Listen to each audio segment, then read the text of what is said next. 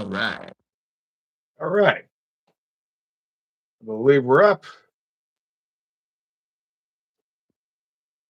Just gotta delay things longer naturally. Oh shit. And I'm gonna kick my stand thing. Delay things longer. There we and of course gotta turn off my volume. All right. So the long awaited rematch is underway. I probably could have sold the rivalry aspect of this more.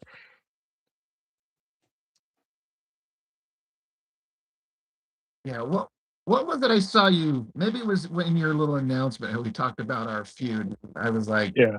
I said something. I don't know. I can't remember what I said, but that's funny. Yeah, no, I mean that is one way to probably build some internet drama. We do very similar things on our channels, so Right. I think people would buy in, like, if they're not familiar with us, Yeah. like having done streams before, like a half dozen times, and they might be like, "Yeah, no, those two could totally be enemies." Yeah, Right. We should just start like throwing subtle digs at each other in our various videos, just like build it absolutely. until it turns into a full on like individual hit piece. I'm down. I'd love to see your hit piece on me, man. Right. But it would be like ironically like I can't fucking stand this guy, but God, he makes a comic book I love, so go buy it. God damn it. You'll be like, wait, are they actually? Wait, I'm confused. Yeah, you gotta. I've been thinking about it like in wrestling terms. It's like, how do I Oh, cut a promo on this? And like make the other guy look good, but still like act like I hate him. yeah. Cream of the crop. What's that? What's that you're working on? Oh, so this is a commission for Mark Domowitz. Oh, really? Yeah. So he contributed to the Kickstarter at the commission tier. Right. And he was like, and I'm like, okay, so like what do you want? And it's like he gave me a link to his page there, his comics. And he's like, I don't know, man, need to take a look through and see if anything looks like fun. So this is off his Bridge of Worlds story, which looked like it had a lot of potential for some fun images. Yeah. Uh, That Mark's pretty talented guy. He's pretty humble about his stuff, but yeah. he, like I reviewed, I don't know if you saw that whole big giant book of his that I got my hands on and did a review on. It's, No, I don't think I saw that one. That was I have to go back and check that out. I mean, he put together a whole ass magazine that was like a thick magazine, and it looks completely professional with like fake pages to order back issues that don't even exist. Nice. Like perfect There's letter pages. Like it's unbelievably professionally put together. And he's got this giant story that is admittedly kind of rough art in as much as it looks like kind of like storyboarding in place where it's just kind of rough, but the yeah, designs are great. The yeah, storytelling was crystal clear, and the story yeah, itself was really good. So I'm like, it kind of doesn't matter that the art is quote unquote rough by like professional standards. When it's yeah, this interesting, it kind of doesn't matter. It just worked. yeah. The only issue I had with it was when I was trying to figure out how to do how exactly these costume designs work, and it's like, oh man, this style is so raw. I'm having difficulty finding details, but Sure. but no, yeah, no, it was definitely a fun read, and he's got some pretty cool ideas in there. There we go. So what are you working on today? Just more pages of the second issue of my uh, stupid thing that I'm doing. I really need Hey, to get focused on that just that was that was the name of my thing for a while. The stupid thing that I'm doing. stupid thing I'm working on. Hmm. I really need to just get hyper focused on finishing up because I've got the art completely done for the Dick in a Jar book. It's all done. I just Oh have yeah, to put everything together, and I've got some little I got a whole bunch of little things to do, and I just kind of keep putting them off because I want to sit and draw. I don't want to like. I gotta Of start. course. I gotta finish up some things and put text on it. I gotta design this one. There's just a bunch of boring little things that I need to just get on it. But I want to draw the fun pages. I want to do the cool part. Of course. Yeah.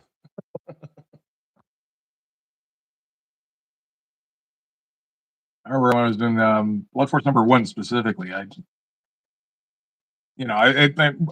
was it was more of a joke because I wasn't really going anywhere serious with it. It's just like, hey, let's try and draw in this image style. And so I drew all the fun pages first, all the fight stuff and all the posing and all that shit. And then it's like, shit, I got most of a comic here. All I got to draw the connecting pages. And that shit took forever because that was not fun. This is not the fun stuff. Yeah. Yeah.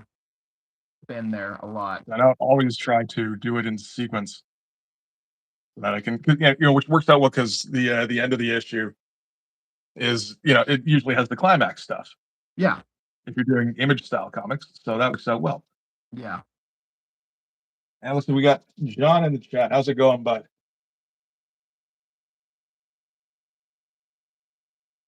Yeah. This thing I'm doing now, I've got about let's see, 14 pages drawn. And it's kind of all the it's the setup. I'm literally like right now, like we're setting up to have bad guys show up, and so it can end on just the big, awesome, fun fight scene. So I've kind of got boring shit out of the way, just kind of like you were saying. So Yep. What's the name of it again? I keep going back and forth, but it's gonna be excessive force. That's a good one. Excessive force. Yep. That's all right. I remember going through a lot of forced titles Yeah. when workshopping the name. So like Blunt Force came up, which I thought was pretty good. Oh yeah. And then my brother's like, yeah, but you're gonna get that stoner crowd. And they're gonna think that's what this is about. And it's like, oh, I don't really want to do that.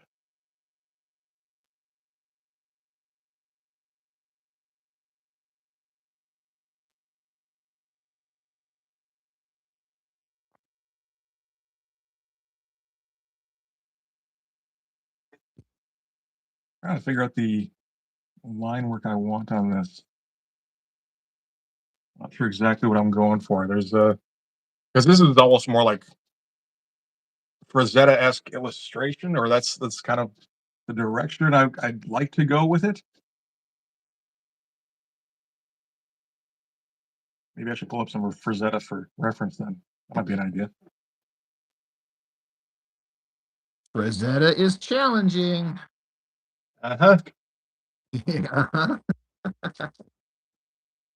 I was talking about this on End Raven's stream last night because I just did the shock block Mignola thing, Uh-huh. Mignola-ish, Mignola light, whatever you want to call it.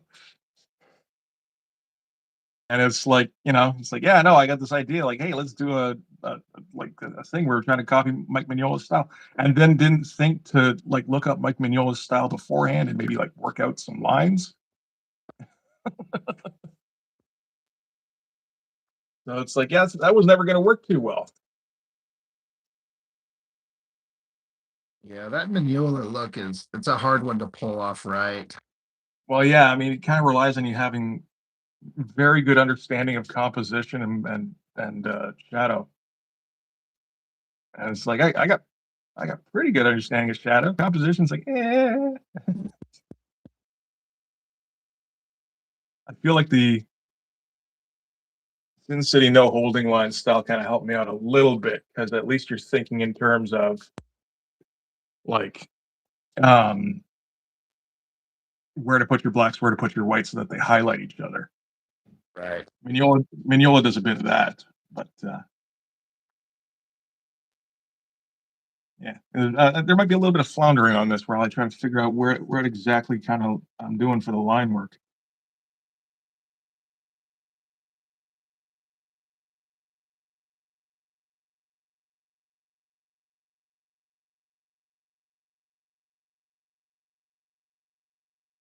I know I mentioned it briefly on the Discord, but that ridiculous Space Punisher book, I'm like, wow, this. Yeah.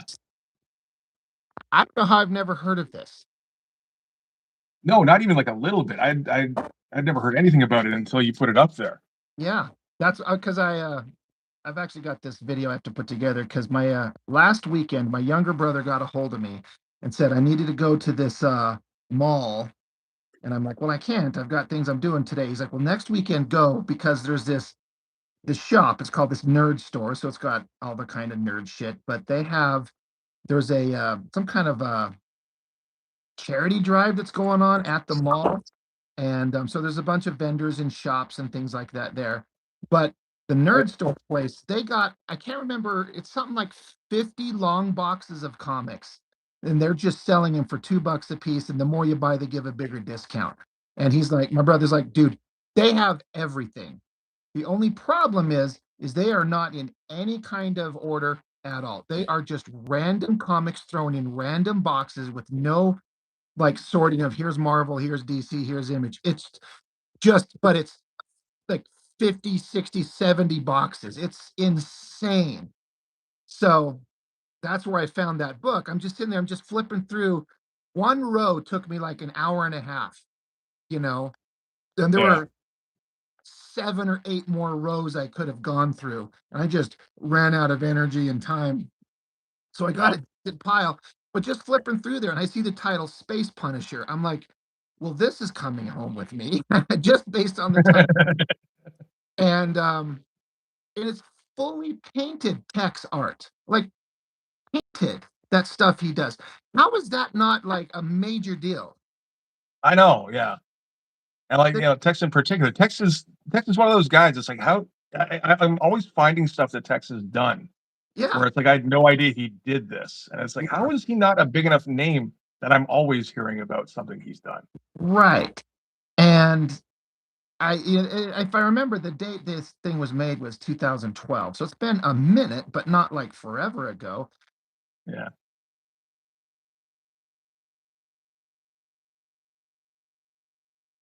I would hope so.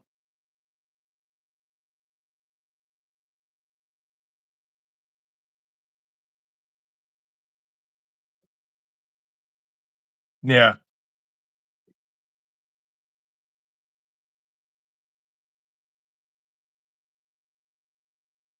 That DC character named the Blood Wolf character, but not Blood Wolf.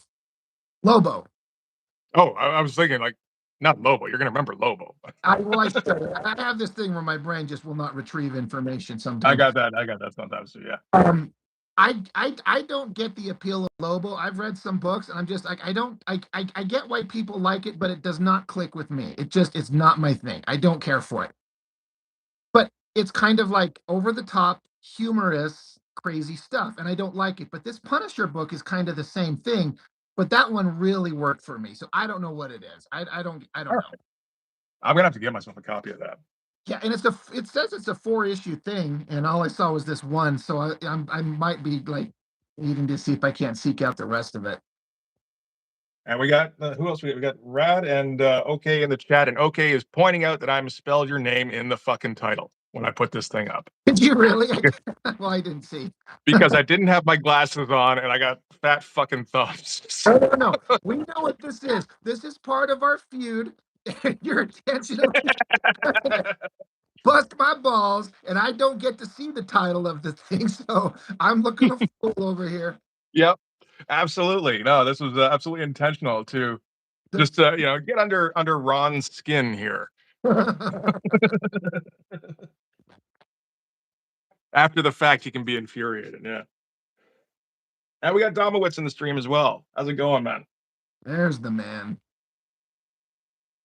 We were just talking shit about you a few minutes ago. Absolutely. Absolutely. Uh, I think I've done that to you before too, where I misspelled your name when I was tweeting something out or something. Right. I was like, oh, I think I couldn't fix that one either. I've done stuff like that where you swear you're looking at it, you're like click, click, click, click, click, done, send, and then I'm like, oh, look at the 5 different spelling errors I did. I yeah, Yeah, particularly good when it's like, "Hey, I'm gonna be on this guy's stream whose name I don't know apparently." Yeah. John says, just tell him you spelled it in Canadian. Oh, yeah, there you go. That's We're what it is. doing that all the time. You're like, Rob, do you live in Canada? No, so you don't know all our cultural things. This is how we say Rob in Canada. It's Ron. Yeah. Giving So you more fodder for your promos.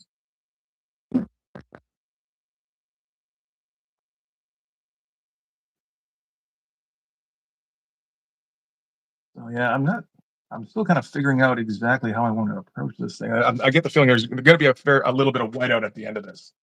Once I've got a better idea of what, the final is, intended to look like.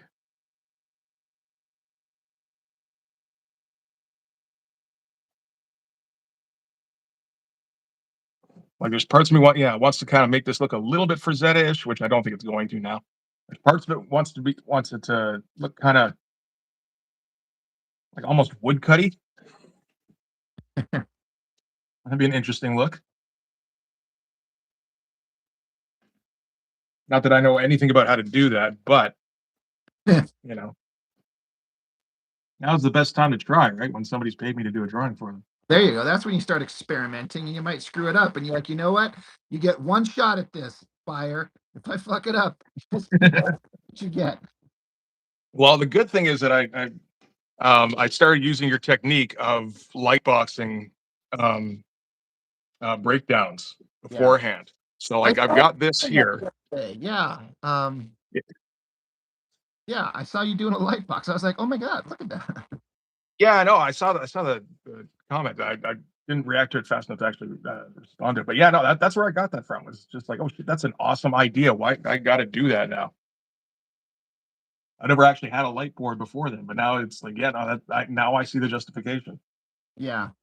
I've so much easier for it just works for me where I can just get those rough drawings out in that blue pencil that I use. And then when I just do that light box, I can just get to the all right, I got all the placements and everything's figured out. And then kind of like you and I are kind of the same where we find the final drawing in the inks. Like I'm not going to render this in full pencil hyper detail. I'm like, I know what I'll do. I'll just do it in the inks later. Yeah. And Mark was asking if I'd told you what the drawing is. I did, but not everybody in the chat might know. So this is commission for Mark Domus. This is based off of his story, "The Bridge of Worlds," from a comic he did, which uh, which is a fun, fun. Explorers are, I think, they're more like scavengers landing on a distant planet, and they just kind of bit off more than they could chew. So a lot of fun for a lot of potential for fun images in that one. If there's ever been like a concept that I don't think I'll ever get sick of, it's something set in space where some spacefaring people go to a planet that they don't know what's on there and they land and then thus begins the adventure. Like that basic concept, you got my attention every time. I'm, you can spin off anywhere from there. Right. It could Yeah. be anything. I just, yep, yeah, I'm sold. Let's go. Show me your book.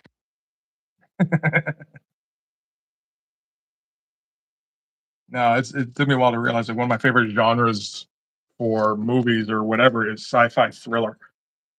Like there's so many ways you can go with it. There's so many ways to make it interesting.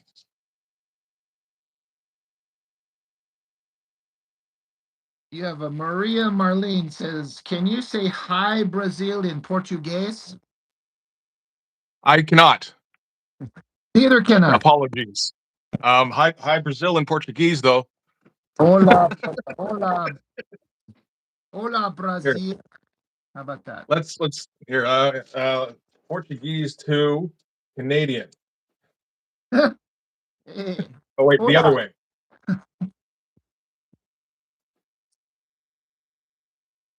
It is hola. Okay, hola Brazil. There you go.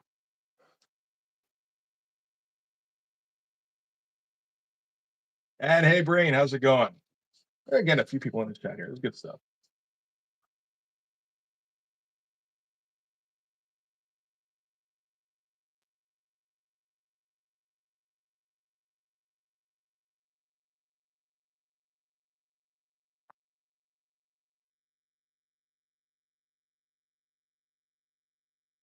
Yeah. Oh, we're still good. Yeah, we are okay.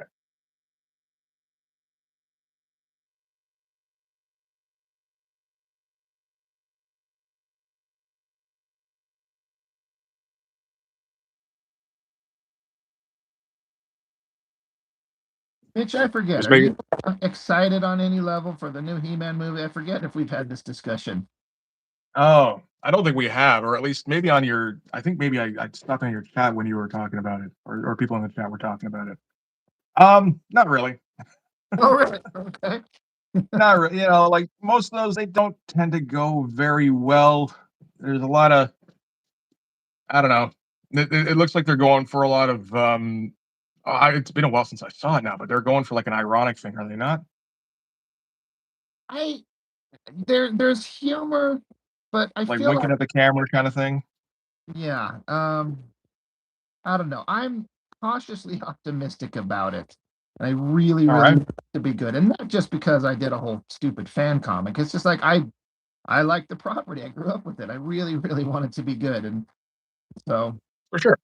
we'll see. I mean, I'm not going to be one to be like go into it and it sucks and walk out and just kind of kidding myself. Like, no, it was okay. It was kind of like if it comes out, it was terrible. I'm like, well, that's an unfortunate situation, but Yeah, I really did that a hope. few times with Star Wars movies. What's that? I did that a few times with Star Wars movies. Oh my God! Like You know, almost every walking out and being like, "I think that was okay." yeah, that's like every one of them since the original trilogy, Yeah, basically. pretty much. You know, I saw Phantom Menace in the theater, and there was a lot of like, it was. I kind of like this part. I kind of like this part, and Yeah, took me a while to kind of come around on that, but by the time we got to, I think it was what's the last one? Rise of Skywalker. right. Well, that's I mean the out of just current movies because you mentioned the Phantom Menace, but so the last one, like, Yeah, the last one because I never saw Rise of Skywalker. Still haven't seen it, oh, you but haven't, I saw Last Jedi in the theater, right? and that was one where it's like I was trying to justify it to myself while Oh, I was in the theater, and then afterwards I was thinking about it and just getting more and more mad. yeah, big Yeah. time. I mean, what was the point of the little diversion adventure to the space gambling Vegas casino to everything that those characters did was pointless and they failed at everything they did and it didn't affect anything. Why are we Well, like here? the This is whole movie yes. was like, like we the entire point of the movie was to get us back where we were at the beginning of the movie. Yeah. So yeah, wasn't a fan of that. Yeah, not at all.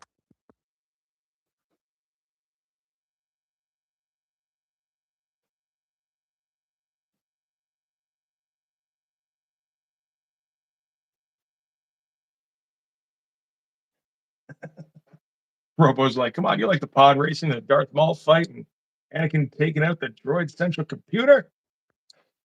I do like the Ro- pot race. I do like Robo's a little bit younger than us, so I don't. uh, I allow him his indulgences. So. all right, little fella. I think he's in his like mid to late 30s, but it's like kids. I actually do have a slight soft spot for the Phantom Menace just because it was the first new one. It was such a Yeah, major cultural thing. Saw it it was the first one I got to see in the theater. right. You know, I got to see Jedi in the theater. I was extremely young and I don't remember anything about it except a few vague images of like Jabba's palace and things like that. Um, oh, he's even but younger than I thought. He's 29. God damn it, that guy's gonna outlive us. right at this point, I think everyone's gonna outlive me. I'm like less than you know 9 or 10 months away from being half a century old, and this is really, Hmm. really messing with my brain. Yeah, yeah. Like, how do you deal with turning 50 when, like, internally you're 17? That's what I'm struggling with. I still laugh at fart jokes and get nervous when I see pretty girls and I want to draw comic books. I haven't aged mentally.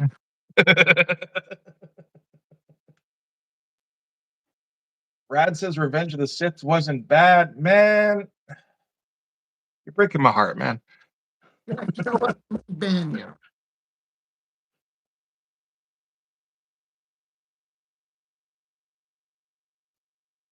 Yeah, I don't know what lines I'm using on this thing. Shit. I think next weekend is the that Michael Jackson movie, which I am actually really excited to go see. I just saw the the first well, a trailer for that for the first time last night. I didn't know anything was going on with that. Yeah. Looked interesting. Yeah, I've got a friend that's like a hyper Michael Jackson fan, and so she's always posting stuff about it.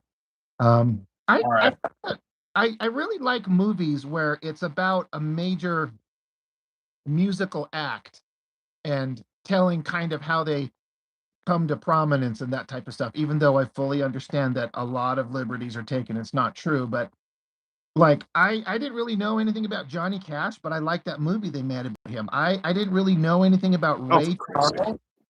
But I Yeah. love that Ray Charles movie. I honestly was never a big fan of Queen, but I watched that movie and suddenly I'm like, okay, I'm into all these guys now. Yeah.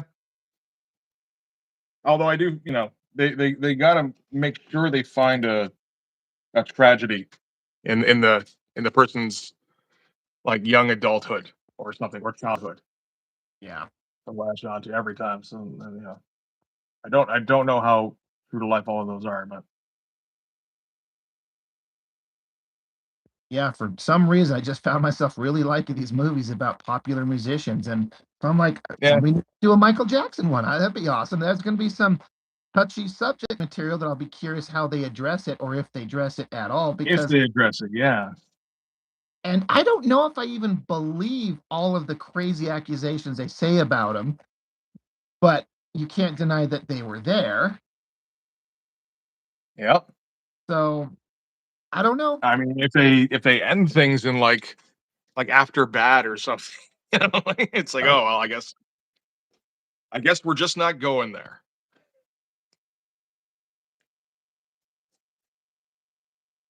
I guess we'll find out. Yeah, but yeah, I like the Queen one. I thought that was pretty good.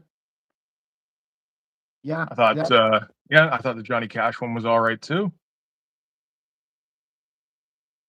Didn't see the Elton John one. I actually haven't seen that one either. It looked a little weird, but I keep meaning to like I need to give it a try one of these times because Elton John's another one of those guys where I'm like, I don't actively seek out his music, but there's a couple of his songs I'm like, I love this song. Like it might be one or Sure. two out of the hundreds he's done, but it's also just part of like I just like to see at least a version of how they come up with the songs and what they went through and what the world thought of them at the time. Yes. Yeah, that's another thing because I mean we weren't there for that part, right? Yeah.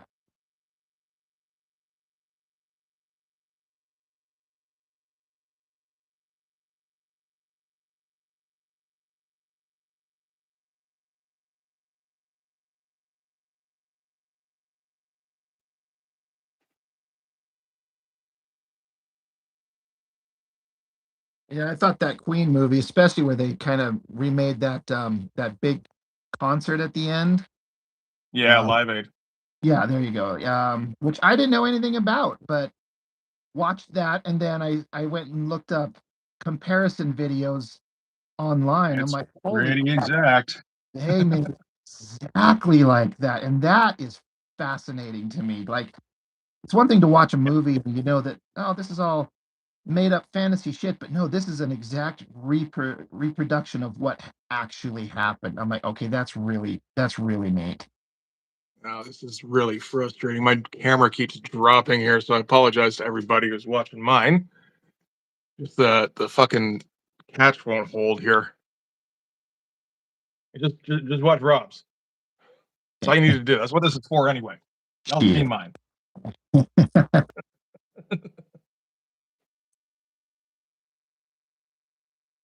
Probably doesn't help that I keep knocking my head off my phone here. It is a tricky thing. I assume you've got the same thing where I do, where the phone is like right over the page, so you're like canted to the side drawing, Pretty much. kind of like leaning over a bit to, and I've kind of gotten used to it, but yeah, I'm always bumping this damn thing. Yeah, it's not usually as bad as this, but I'm starting to think maybe the tripod thing I've got is starting to wear out a little bit. I have used it an awful lot over the last few years. Yeah, I've got this little clampy metal flexi arm thing is what I use, Mm, and I had to replace it a couple of months ago because the first one I had, the base where it connects to the clamp, just something broke inside it and it was not staying where it needed to go. I'm like, all right, well, yeah. it's only $30 on Amazon, so it's not like it was a huge expenditure, but Yeah, I would clamp this thing to my desk, but and I think that would probably go a lot easier a lot of the time, except that I'm constantly knocking my desk when I'm drawing.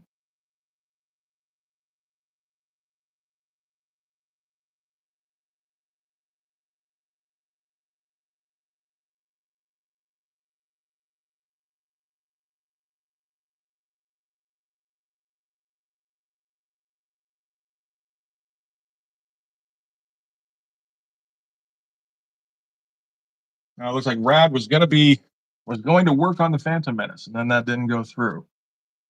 So I assume he was going to be the script writer, and then just George decided to take that over himself. he's like, I've got my own ideas. I know what I want. Yep. I We're don't gonna have need, a little guy yeah. and in the junkyard. He's gonna say, "What do you think? You're some kind of Jedi?" Yep.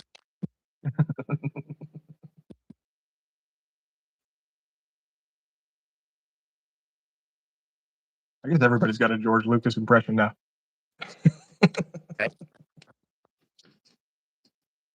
Mm.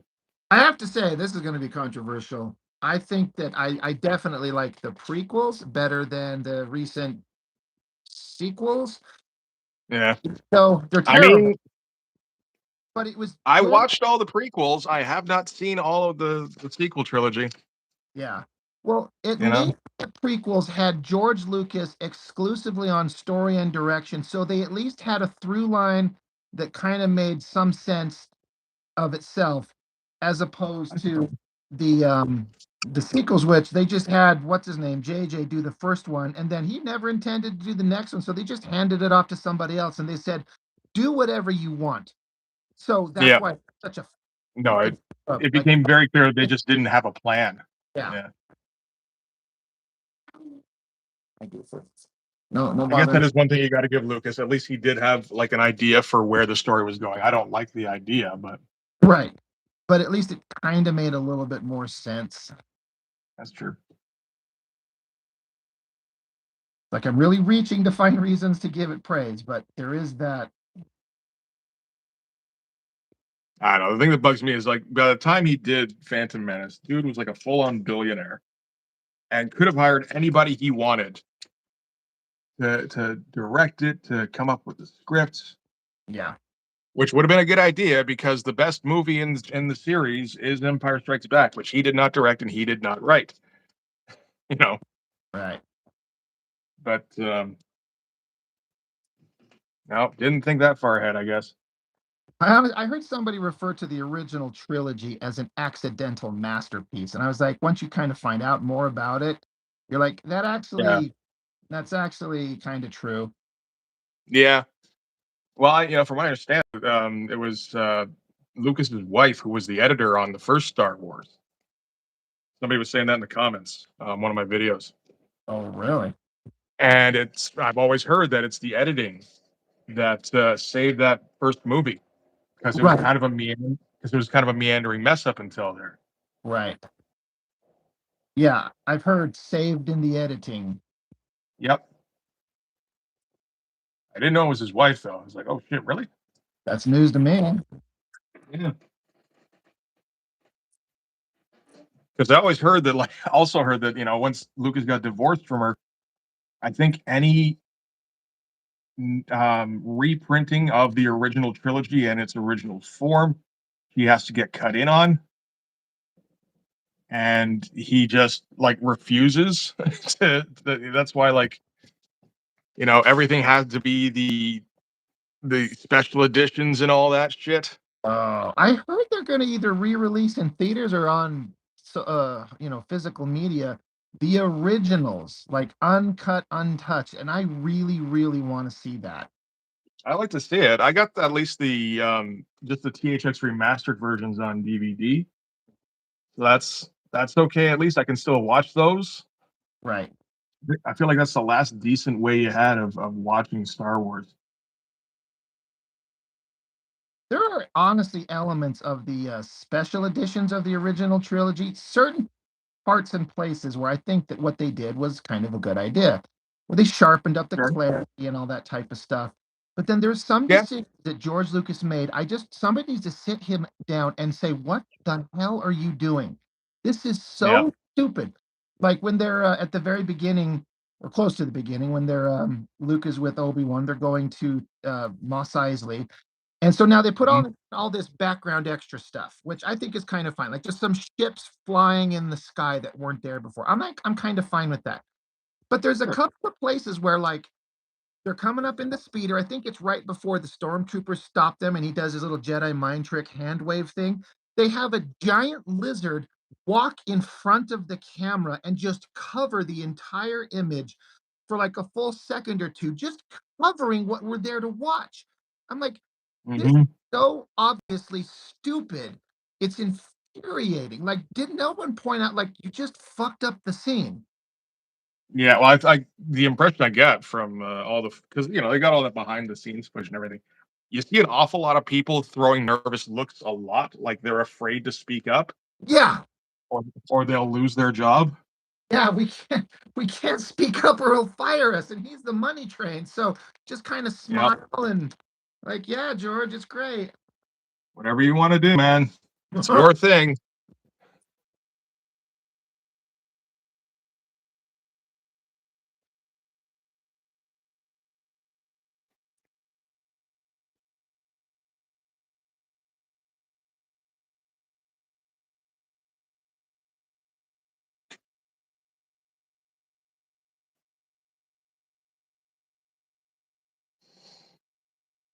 These textures are off.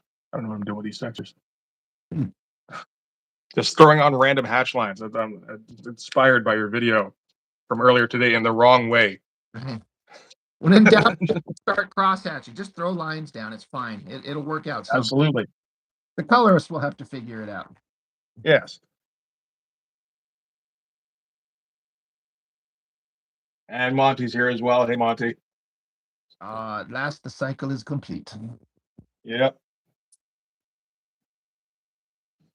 What happened to my little glove thing? Oh, well. Doesn't matter that much, I guess. I am getting all sorts of graphite all over my hand here. There we go.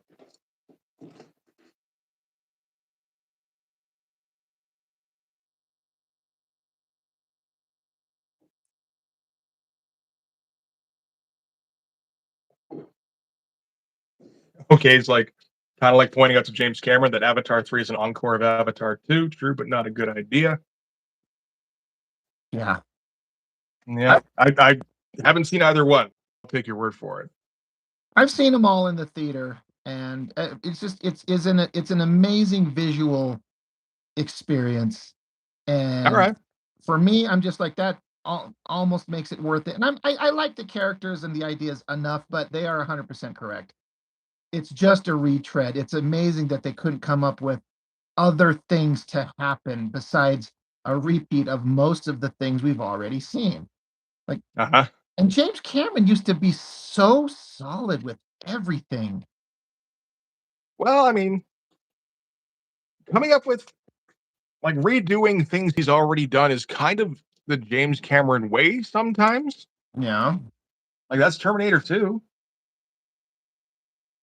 right. You know, Aliens is I want to do original Alien only as an action movie. Like it does feel sometimes like he's got ideas for this would have been way better if we did it this way. Let's do that. And some elements get changed a lot, some elements kind of don't sometimes. Right. I just really, really wanted him to get off Thundercat Smurf Island. I'm so done with it though. And he keeps talking like there's two or three more, maybe. Took me a second to Thundercats. Is that a new thing coming out? Is there a team up? Wait, But no, that does work out. Yeah. It's just like they said. He was always waiting for Titanic to. Titanic 2, The Revenge. Yep. You're like, wait, who's what? Wait, where's the revenge? Hold on. The ship is back and it's pissed. Yeah, the Ghost Titanic. Yes. Yeah, no, it's the crossover with the classic movie Ghost Ship. I don't know if you remember that one. And then you could have it end in remember in Ghostbusters 2, where the ghost Titanic actually docks. Yep. You're like, there you go. That's where it ended up. It's in the future. And now there's a city full of Titanic survivors haunting the city. I mean, why not? Sounds about right to me. Right? You're like, Sounds like a winner. you're like, it's $1 million idea. Come on.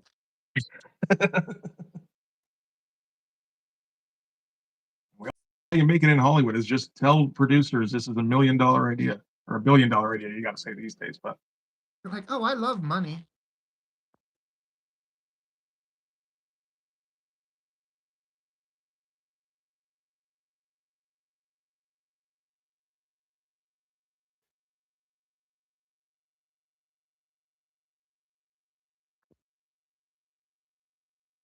mm,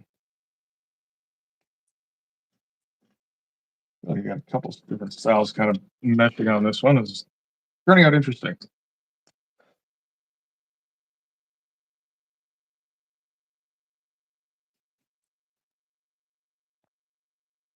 Titanic 3 versus Jaws. That works too.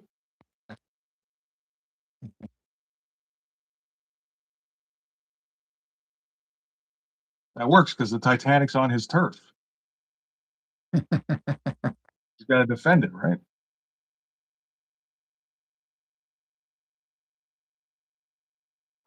I could totally see a producer being like, "No, no, absolutely." Yeah, this is a story that must be told.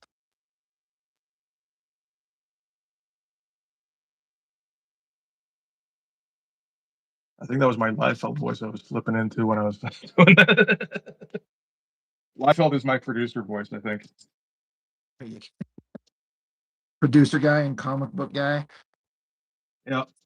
You watch pitch meetings, right? Is that what you're that Oh, you that no, I haven't seen too many of those, but yeah, I know the deal. oh man, they're so funny. That guy's a genius. And I've actually started writing my own script. I have this vague theory of an idea of doing like a one-off gag video where I do the pitch meeting concept, Yeah. where it's like I'm a publisher guy and creator guy instead of producer guy and scriptwriter guy. And Oh it's yeah. young blood to get published, but also kind of like pitching the whole idea of Image Comics. And I've actually started writing a script for it. And at the risk of sounding really full of myself, some of the stuff I've written as far as jokes, I think are actually kind of funny. I'm like, this is good. This makes me laugh. So Yeah. I keep noodling away at it, and then just I want to see if I could put it together and just kind of come up with a thing and just try it just as like a one-off, like just see just I to can try. I can see that working, man. Because that guy who makes those, I mean, the thing, one of the things that he does really well is that he's really rapid fire with the dialogue. He gets through these things in just a couple of minutes. So it's like, Yeah.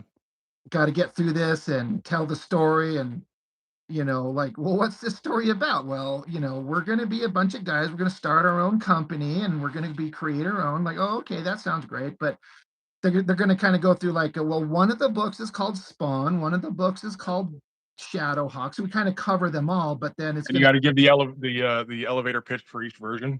right, but it'll end with, well, what's going to be the first one we're going to do? It's like, oh, it's going to be Youngblood, and then kind of go through a quick, rapid fire breakdown of what happens in each issue of how there's 1,000 characters, you don't know anything about them, nothing's connected, and it doesn't end its own story in its initial 4 issue run.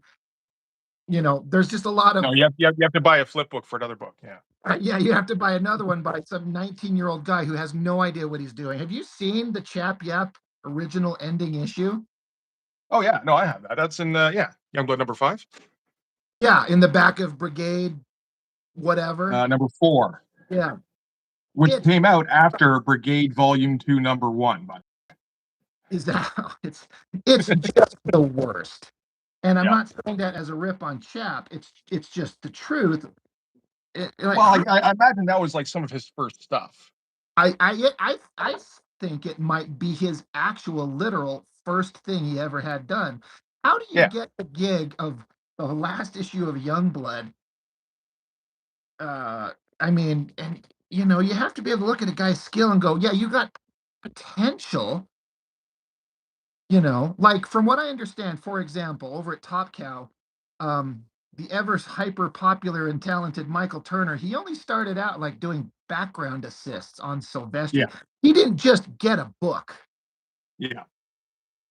I think it's probably pretty easy to get the last issue of Youngblood. All you got to do is say, "Hey, if I do this, you don't have to, Rob." He's like, oh, that's a great idea. Good job. All right, you're Yeah, hired. you can spend more time trying to get movie deals and cartoon deals, and then not doing that. But Yeah, that'll we all never. know we all know that's your favorite thing anyway. Yeah.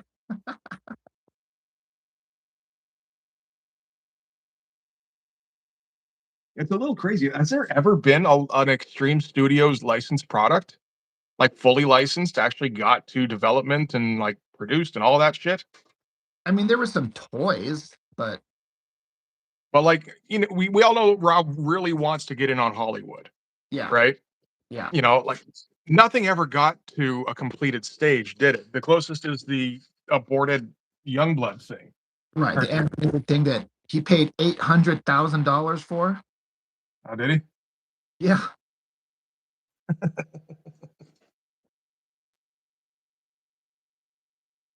Which kind of looks like ass. yeah.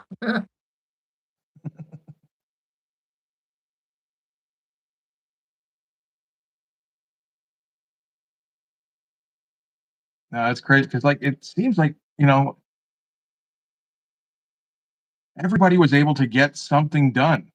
Fucking Sam Keith with the Max got like a kind of revolutionary cartoon going, and I feel like he wasn't that invested in it at the start. Really, it's just like it's like okay, well, I'm in this now. I'm gonna make sure it's good.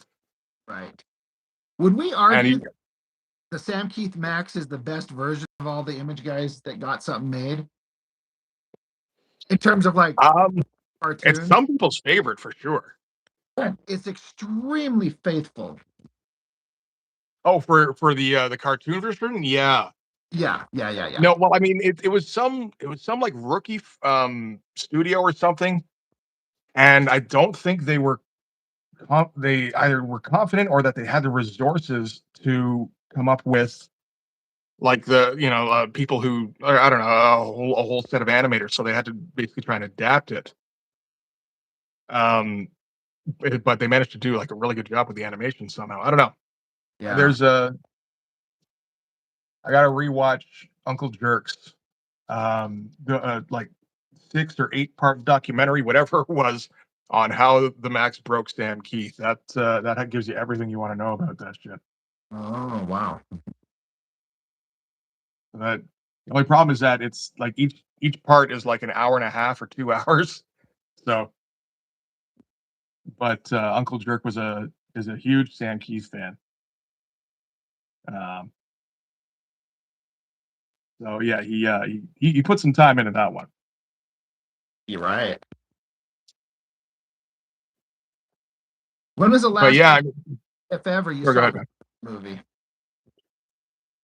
Which movie? Spawn? I had it on a live stream at one point. I wasn't paying too close attention. Before that, 97 maybe. It's so bad. It's just It's not awful. good. That Uh, said, it's still like I feel like that's number 2 or 3 for Image adaptations. I don't know what else there is. There's the I Jim think Lee it probably cartoon that I never watched. yeah, that wasn't very good. Although the theme song is iconic, and I'll use it as often as I can. Then there's the Dragon cartoon, which I never saw. I never saw that either, and I still don't even know what that really looked like. Even Larson was like, "Yeah, this is just to fund my life and keep the comic going." He's like, he didn't really seem to give a shit about the cartoon, which is I both kind of get, but it's also kind of like, well, maybe if you cared and demanded quality, which maybe he couldn't have, then maybe nothing would have happened. Uh, Yeah, if they're like, like if you, I kind of get it. He's like 30, at the time, and it's like holy shit, I can have my own cartoon based on this character I came up with when I was 10. yeah, I get that how that's exciting, but like I and said, it's he did say somewhere, probably way after the fact, so as not to like bust balls on the cartoon and the production when it was being made. But he was like, I didn't really care. It was just cash flow to me, so I can just keep the comic going, yeah. which is fair. No, I agree. I've thought to myself, what if Blood Force takes off and like people want to license that shit and just make it terrible? And it's like, well, as long as I get to keep making the comic, I think that's okay. Yeah, I would make the deal where I'm like, as long as I get to retain the rights to the comic book and how it goes in every way, shape, and form with no I don't have to ask anybody anything. Go make a And horrible cartoon, maybe make a good one. Who yeah, knows? and then all the licensing funds your comic, like that's kind of win-win. Yeah.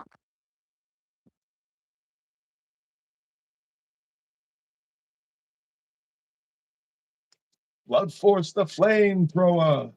There we go.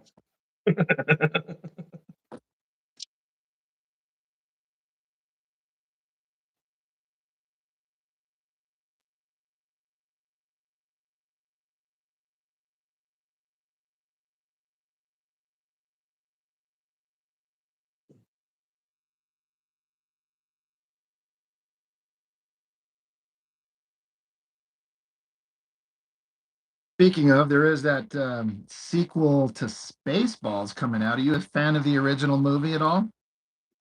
Kind of. I did like it a lot when I was a kid. I watched it again a little while later. It's like this doesn't hold up too well, really. Oh, But really? it's okay. I It, get it it. is it's very I don't know, it's very kind of baseline kind of humor, but That's one of those it's that for me it falls squarely in the I cannot separate my childhood nostalgia from it, and I love it no matter what, and I laugh every time. But I acknowledge I'm like I may not be looking at this objectively, but I kind of don't care because I still love it. So I do that maybe a bit more with UHF. I love that one. Yeah, that was still Yeah, legitimately funny. I think that was great. I think so too. But I'm willing to admit that that might just be down to I like Weird Al so much, and I watched this movie so much when I was a kid that I'm not able to look at it objectively. What's your favorite joke or gag in the UHF? Oh man, I don't. There's a ton. It's been a couple years since I watched it last now. The The one of my favorite parts that I can remember offhand is when Stanley is giving his inspirational speech about his mop, and like yeah, everybody, and it reinvigorates George yep, to to take over the station again. yep. Oh, that's brilliant. I always think of the scene where the I don't remember the character's name, but the Weird Al character, but he's up against a wall, I think in his apartment, and he's like, "Holy shit, what time is it?" And you got the martial arts guys on the other wall, and just at that Oh exact yeah, moment, dude punches his arm through, and he's got a watch on, and he just looks at the watch. Shit, yeah. so basic, but I don't know. That stuff makes me giggle. Oh, Robo's in the chat going the who wants to drink from the fire hose, and they blast the kid off the off the rocking horse or whatever. Yeah. Oh, that's such good shit. I like the dude that did like the Animal Channel bit, the Hispanic dude. He's like, "Oh, look at this, the ants. This is an ant farm," and he's like, "Oh, they hate it when you do this," and he shakes it up, and he's like throwing, yeah, throwing dogs out the window. And then they find out that he didn't really have any kind of credentials at the end of it. He just, he's just a dude with a lot of animals who really shouldn't have had those animals. They're like, "Where'd you find this guy?" He's like, "Me? I thought you found him." Yeah. Yeah, Concreto Robo says the Conan the Librarian. For the longest time as a kid, I thought that was the funniest joke. Conan the Librarian. Yep. I don't think I got Gandhi 2 at the time, although that is a pretty good one now. Yeah, somebody tried to return a book late, and he just cuts him in Oh, half. yeah. Raoul's Wild Kingdom. That was, yeah, there. You got it in the chat there. Yep. And Wheel of Fish, of course, everybody's favorite. Oh, red Oh, red snapper. snapper. Very tasty. You, you can get what's in the box. What's in the box? Nothing. Stupid. So stupid. Oh shit. I might be That's a watching. great movie. Yeah, I might be watching it soon now that we've talked about it. That they do it, man.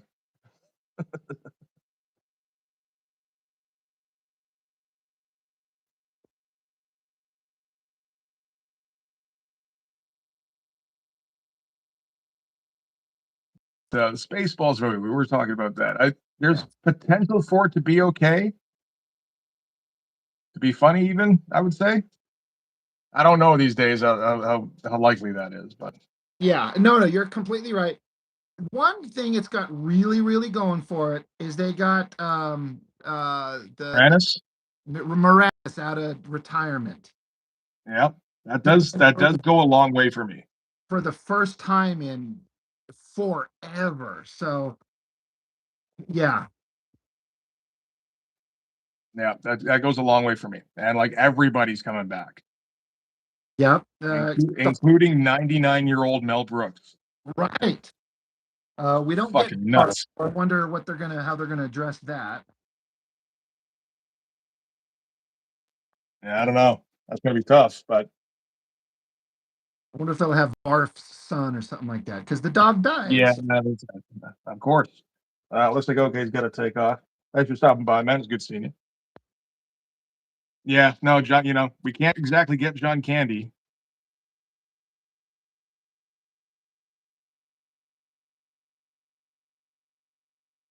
I wonder if Colonel Sanders is gonna be in it. He better be there. I think he is. Yeah. Because those Yeah, two were Princess chemistry. I Princess like. Vespa's in there for sure. Um, I mean, you can't really get what's her name, the 3PO droid, or at least Oh, not. Joan Rivers. Yeah, it's not happening. But I guess somebody else can do voiceover. Yeah. I think Bill Pullman and his kid are in it. Yeah, and his son is playing his son with what's her name? Vespa. John's like Brooks shouldn't need as much makeup to be yogurt now. Uh, uh, That's harsh, man. It's true, but I mean, it's fair. Yeah, 100% accurate.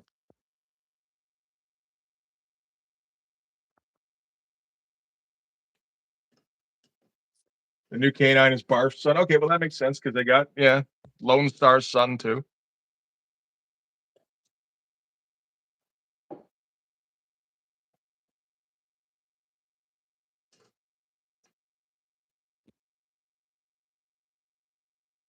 I just want to see Dark Helmet playing with action figures again. Did you see anything? No, sir. I didn't see you playing with your dolls again. Good. Good.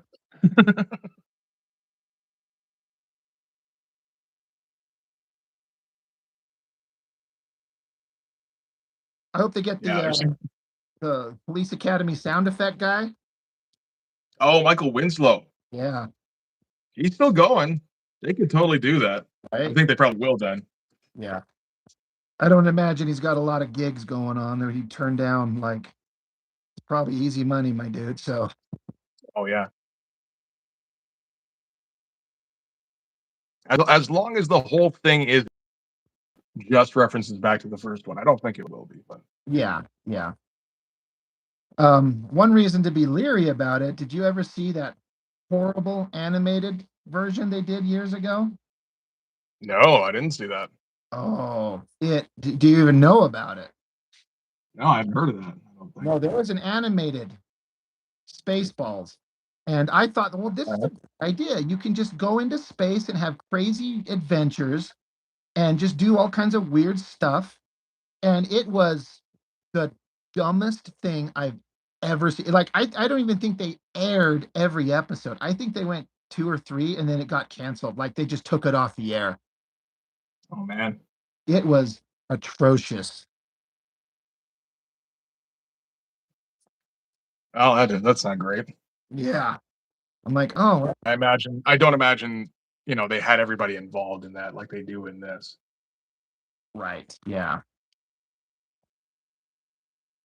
That was, like when I started hearing that Rick Moranis was on board, it's like, oh, okay, well, that's worth paying attention to. Yeah, for sure.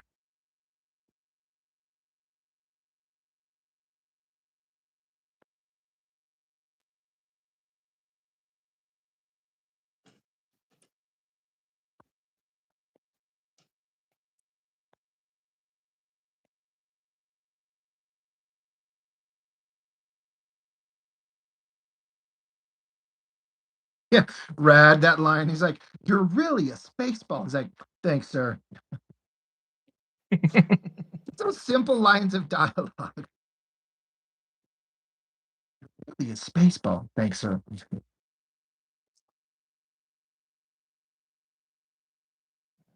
I always like the joke when the president screwed, like midway through the movie, it just cuts to the giant ship, and you hear these feet running, and Hmm. then back inside the bridge, and he runs up to him. He's like, "The ship is too big. If I walk, the movie will be over."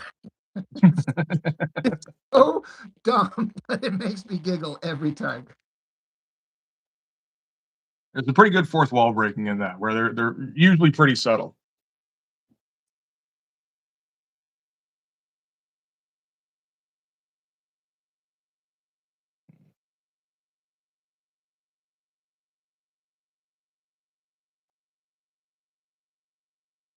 Mark is asking, did we see that John Burns X-Men Elsewhere is getting published? I've heard that they're doing that.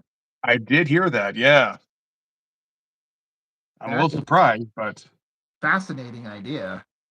what I heard originally was that that was just not going. Like it was such a cool idea for one thing that Byrne was just drawing X Men and giving it away for free, and there's nothing anybody could do about it because you're allowed to do that. And I thought I heard that Marvel had made overtures to try and get him to come back, and he was just like, "No, fuck off." But I wonder if it's a case of Marvel is just eating shit so bad right now, they need some kind of positive energy and just letting maybe, the I mean, artist of the greatest X-Men run ever just publish a book. And it's already done. It's like it's made for the most part. It's drawn. You don't have, yep, I mean, I guess if they're getting it inked and colored, that's like not a big deal. The hard part's done. It's sitting there. It's just goodwill, and I assume Marvel's going to make some money off it. Like, how can you pass that up? yeah, it's not like you gotta, yeah. It's like, okay, how long is it gonna take on it? Was done. Yeah, Like, yeah, no, you're right. The hard part's already over. it seems like a no-brainer to me, but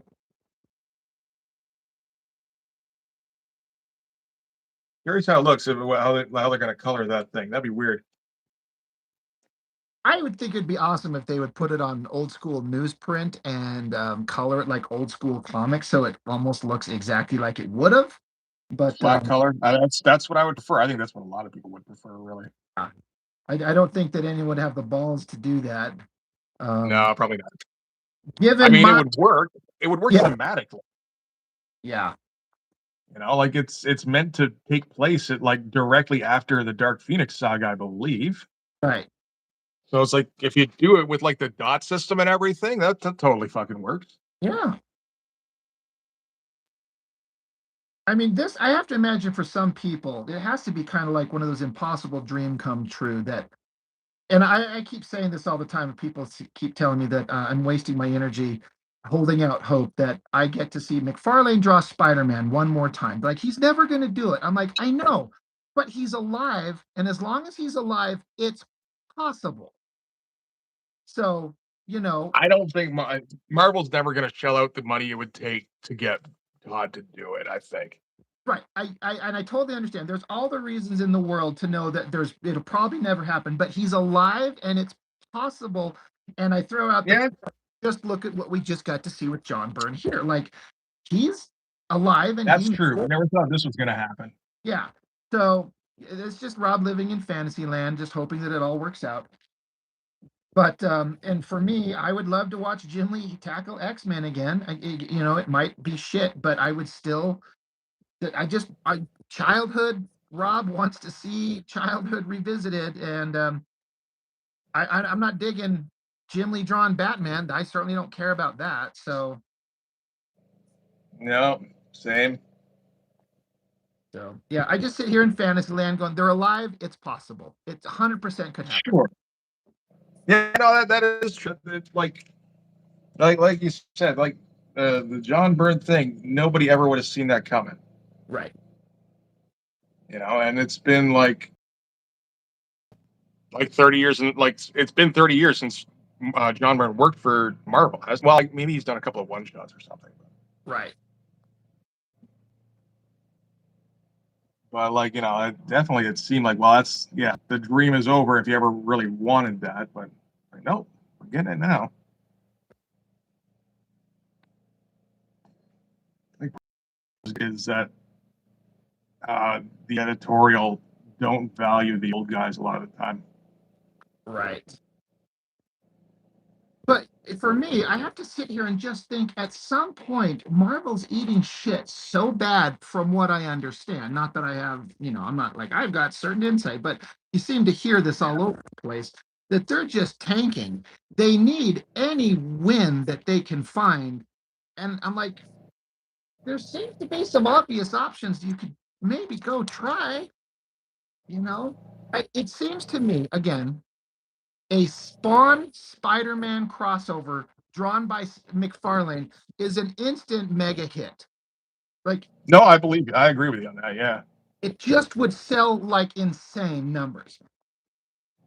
So why not go to McFarlane and be like, "Hey, bud, what would it take?" If you call him Bud, you're more likely to get a yes for sure. Yeah, and McFarlane's hype. There's this part of me that kind of likes to imagine that some of these creators, that ones that are especially super rich already, McFarlane, would like to Mhm. do a thing just because the fans would love it, And I know that's asking a lot, but man, would the fans just die for a Spider-Man Spawn crossover? But the clincher is he has to draw it, Yeah. not Capullo. I don't care. I love Capullo, but no, don't just license your Spawn to go be in a book. You have to do it, but everyone would love it.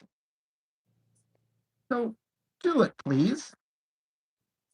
What's the last thing Todd actually drew? Beyond Has like there been anything since like '93, or else yeah, since I guess Spawn Batman? right. Because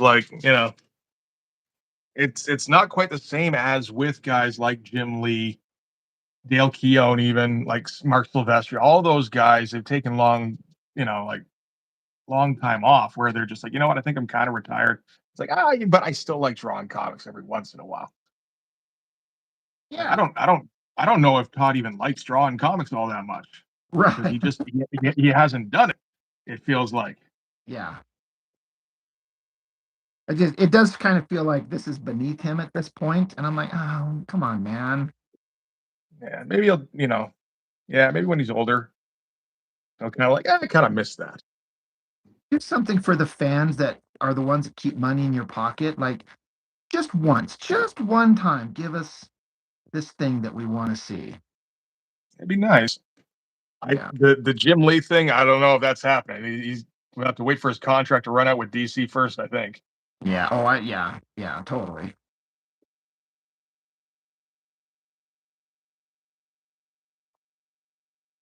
I'd like to see it, but like I also know we're never getting the 1991 version of Jim Lee back.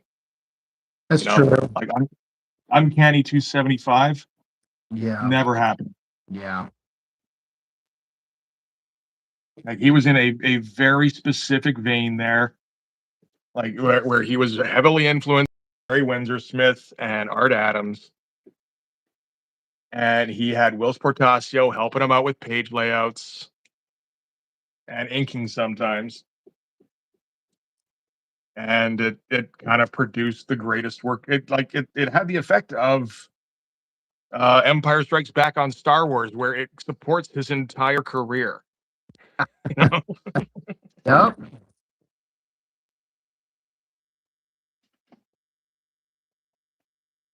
Oh, we got anonymous flowers subbing. Thanks, man. Which one of us is asking which is that a comic you're making? The one on the right is a comic that Rob is making. That's Excessive Force. The one on the left is me. That's a commission I'm doing. Though I do also have my own comic called Blood Force. We're all about forcing things at this place.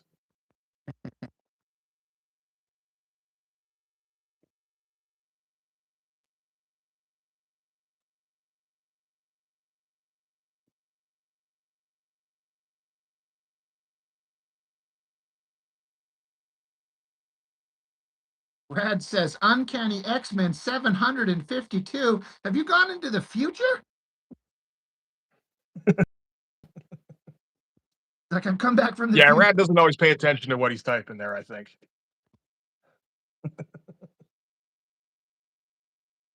I also get Brad, the impression Rad partakes a little bit. yeah. He says blood force, high pressure. That's actually kind of funny. That's not bad. Yeah. I got all sorts of blood puns that are gonna be coming eventually. Right.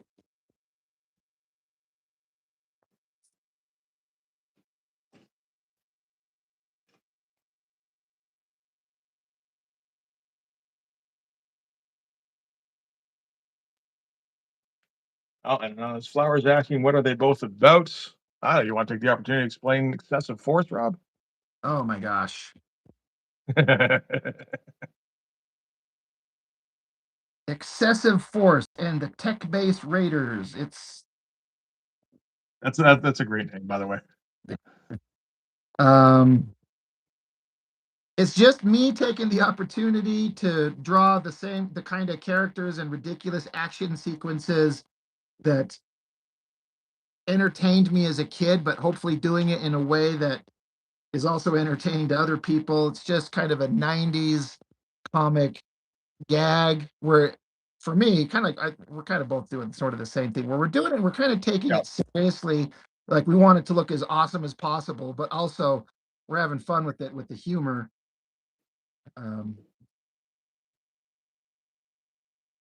yeah, it's pretty similar to mine, which is Blood Force, which is a satirical send up of '90s extreme style comics, but hypocritically so, because also having fun drawing in the extreme '90s style. Because as it turns out, that style is like fucking awesome. yeah, ironically, it's cool. Yep.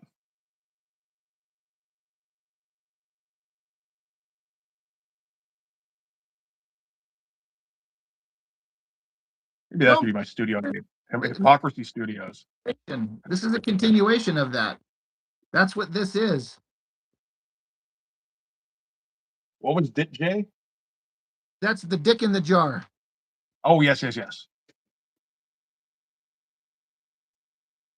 Man, that book really left a mark on you, eh? What's that? That book really left a mark on you, eh? That Blood Strike book. It did. I just had to like, where's this going? And there was no completion, and I'm just like, I have to tell this story. I do This find, is where it's going. yeah, I found Yeah. myself backed into a corner where I'm like, now explain it to people. And it's like, okay, well, this is going to sound really stupid. There's a book somebody made, and they never finished the story when the superhero's girlfriend cut his dick off and ran off with it, and he didn't wrap up that story. So I did, and it is Uh, very rated. you know what's funny is you think about you like 20 years ago, like before Masters End, and Right. it's just like you just think about like if you this is going to be your progression, Right. you know, you're going to do how many pages is Masters End? Is it like 600 pages? I've never actually added up the actual count, but Yeah.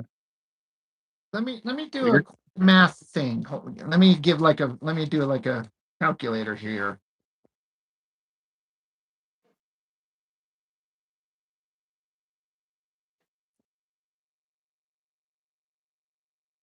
you're going to do your however many pages long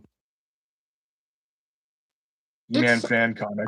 100 to 600 pages, but also to be fair, there are chunks in the first three volumes that my younger brother drew with me. So I didn't Uh draw huh. every page. I drew most of the pages in the first You three. wrote all the pages, right? Uh, for the most part, like the parts that my younger brother, like by the time we got to volume three, because I asked him in volume one to draw the portion where the Thundercats get involved.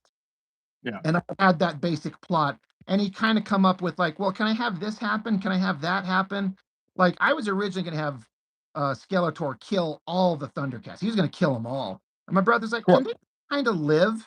Can we only not murder them all? I'm like, sure, why not? And then he kind of said, I have these ideas because he really is into the Thundercats. So he's like, what if we have Lion-O come I after did get that him? impression that he was the Thundercats fan in the family. Yeah, I mean, I am too. Like, it's my second or third favorite cartoon ever. But Yeah, the book is about He-Man, and so that's why all these other properties are getting their asses handed to him because it's a He-Man centric thing.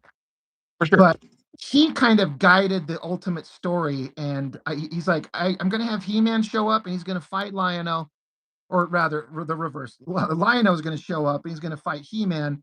I'm like, Hmm. okay, do whatever you want. And in book three, like half of it is just him doing that big giant epic fight. I'm like, you just bear this in mind. This is where the story's going. So you can't do this or this, but beyond that, Yeah, go crazy. And I like what he did. So I kind of was guiding it in issue one, book one, but book two and three, I just kind of gave him some guidelines. Like, this is where things need to end up, but just do whatever you want. yeah. As long as we're here at this place by the end of it. Yeah, exactly. Yeah, yeah, yeah.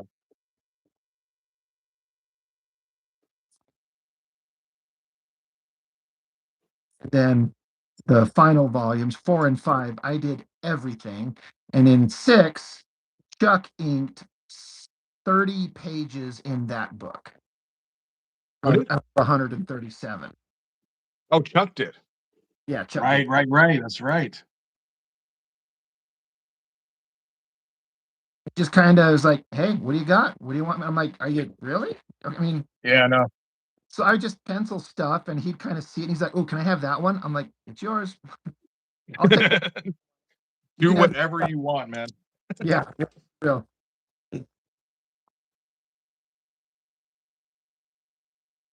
Yeah, he was saying to me like, "Hey, man, we should work together on something." Like, I would really love that, but I never do pencils.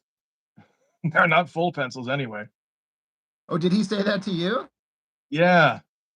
Like, Hell fuck, yeah. I gotta come up with something where I'm just doing full pencils and then see what he can come up with because that would be fucking amazing. I think.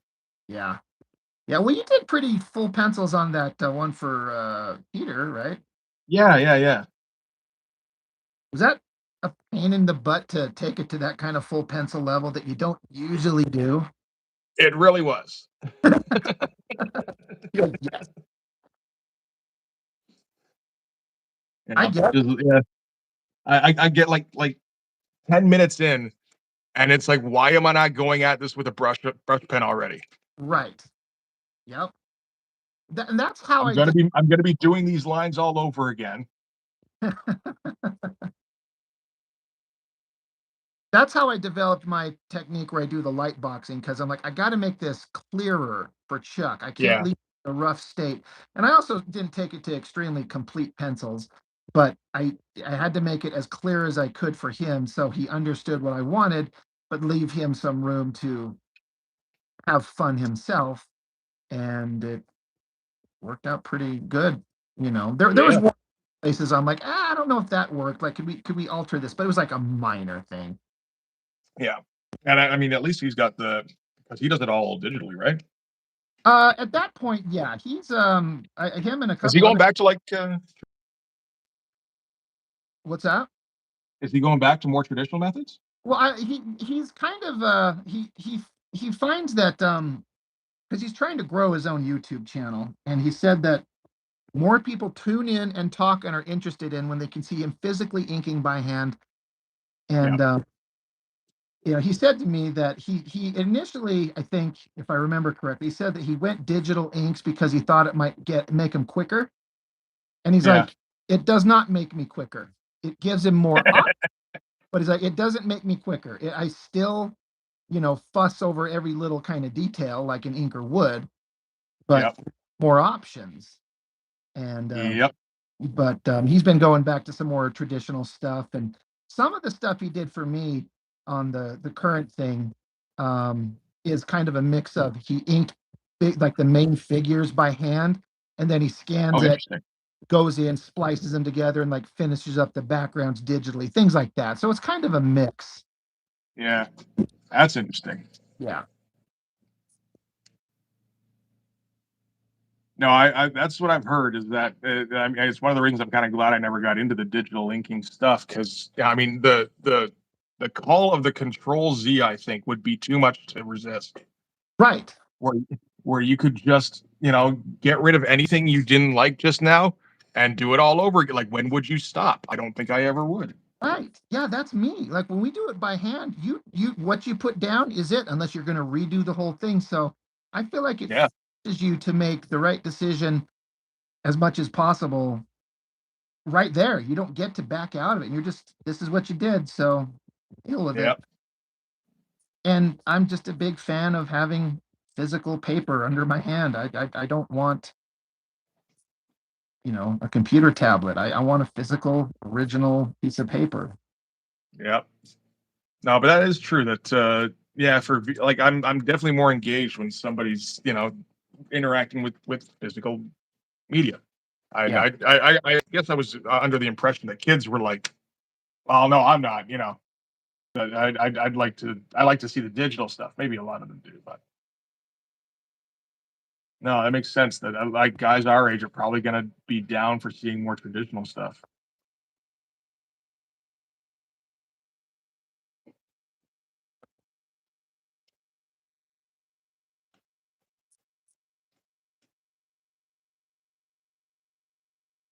Checking the chat here. Mark saying, not full pencils is an inker's dream. Yeah, Probably. Of course, you run the risk if you're the penciler of, it not turning on. Yeah, yeah. Chuck's told me or you, stories working with some of the guys at Wildstorm, and some of the guys got really pissed off at him because they didn't think that he did what they wanted and got kind of pissy with him. He's right. like, did the best version of what I thought needed to be done. And I like, so sometimes there's that clashing of personalities. Yeah, I get. Well, yeah, I guess that would be an interesting because it's like that would depend on the artist's personality. Like, yeah, do they prefer that the inker basically just faithfully reproduce what's on the page, or do they want a little bit of embellishment? Right. Yes, it would depend on how precious the penciler is about what they put down. And And I I mean, do, know, I've I seen a bunch of those pages. They're not that precious looking. So yeah, yeah. I get picky about like faces or something like that. I know Liefeld has said that he would ink the faces on his drawings for some of his Mm, inkers, and I actually get it. sure. You know, he's like, I want these faces. That's what people are looking at. The texture on the smoke and the rubble and the hair and that type of stuff. That we can have some variation, but I want these faces to look like my work, and I kind Yeah, yeah, I feel you on that one.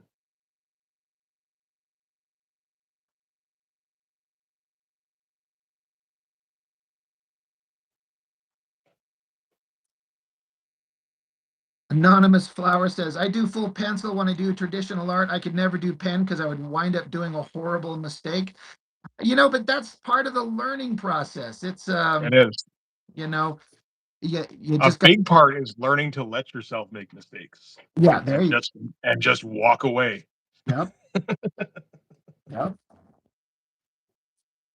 That's Or that's a that's a huge thing. So many people have problems with it. I definitely had problems with that. I've heard from all sorts of people who had that. yeah. Or it also forces you to start problem solving. You're like, this is not what I wanted, but I have to Yeah, make this work. So what can I do to make it work? And so then you start fixing things and it teaches you. yeah.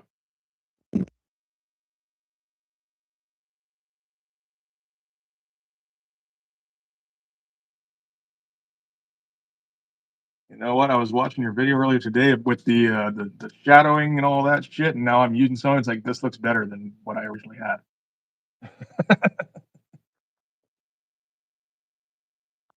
That I'm figure's using well, that looks really awesome. it's a fun one. I'm liking it so far. Yeah. But like using the penumbra for these tentacles here, it's like I kind of dig that. Not something I use a lot of.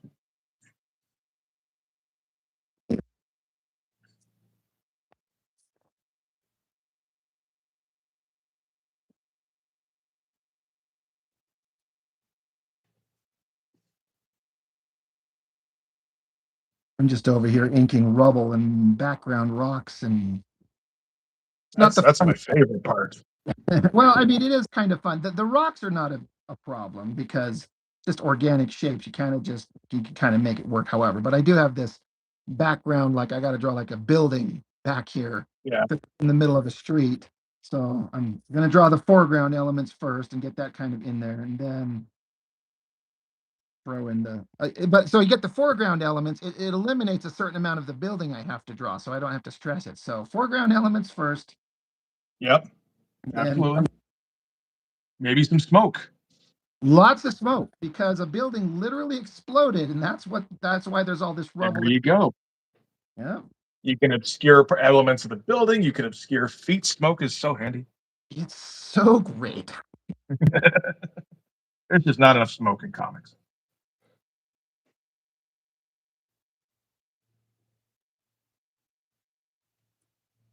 Mark's like, I struggle with how slow the inking process is. If I had to do it, I think I do the sloppy on purpose style like Sienkiewicz. The thing you got to remember about Sienkiewicz is he started out as a Neil Adams clone.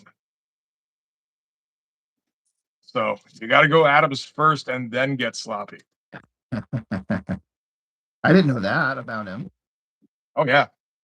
Yeah, his early days on Moon Knight and like some of the early stuff he did like a fill-in issue on Uncanny X-Men. I don't know if you remember if you ever saw the where the X-Men fight Dracula. I'm aware of it, but I don't think I've Yeah. actually. He's in like full Neil Adams clone mode for most of that, and then every once in a while, like future Bill Sienkiewicz kind of peeks through, and it's like, what the fuck was that? And it's like, never mind, we're getting back to this like standard traditional style of telling stories. Yeah. Okay.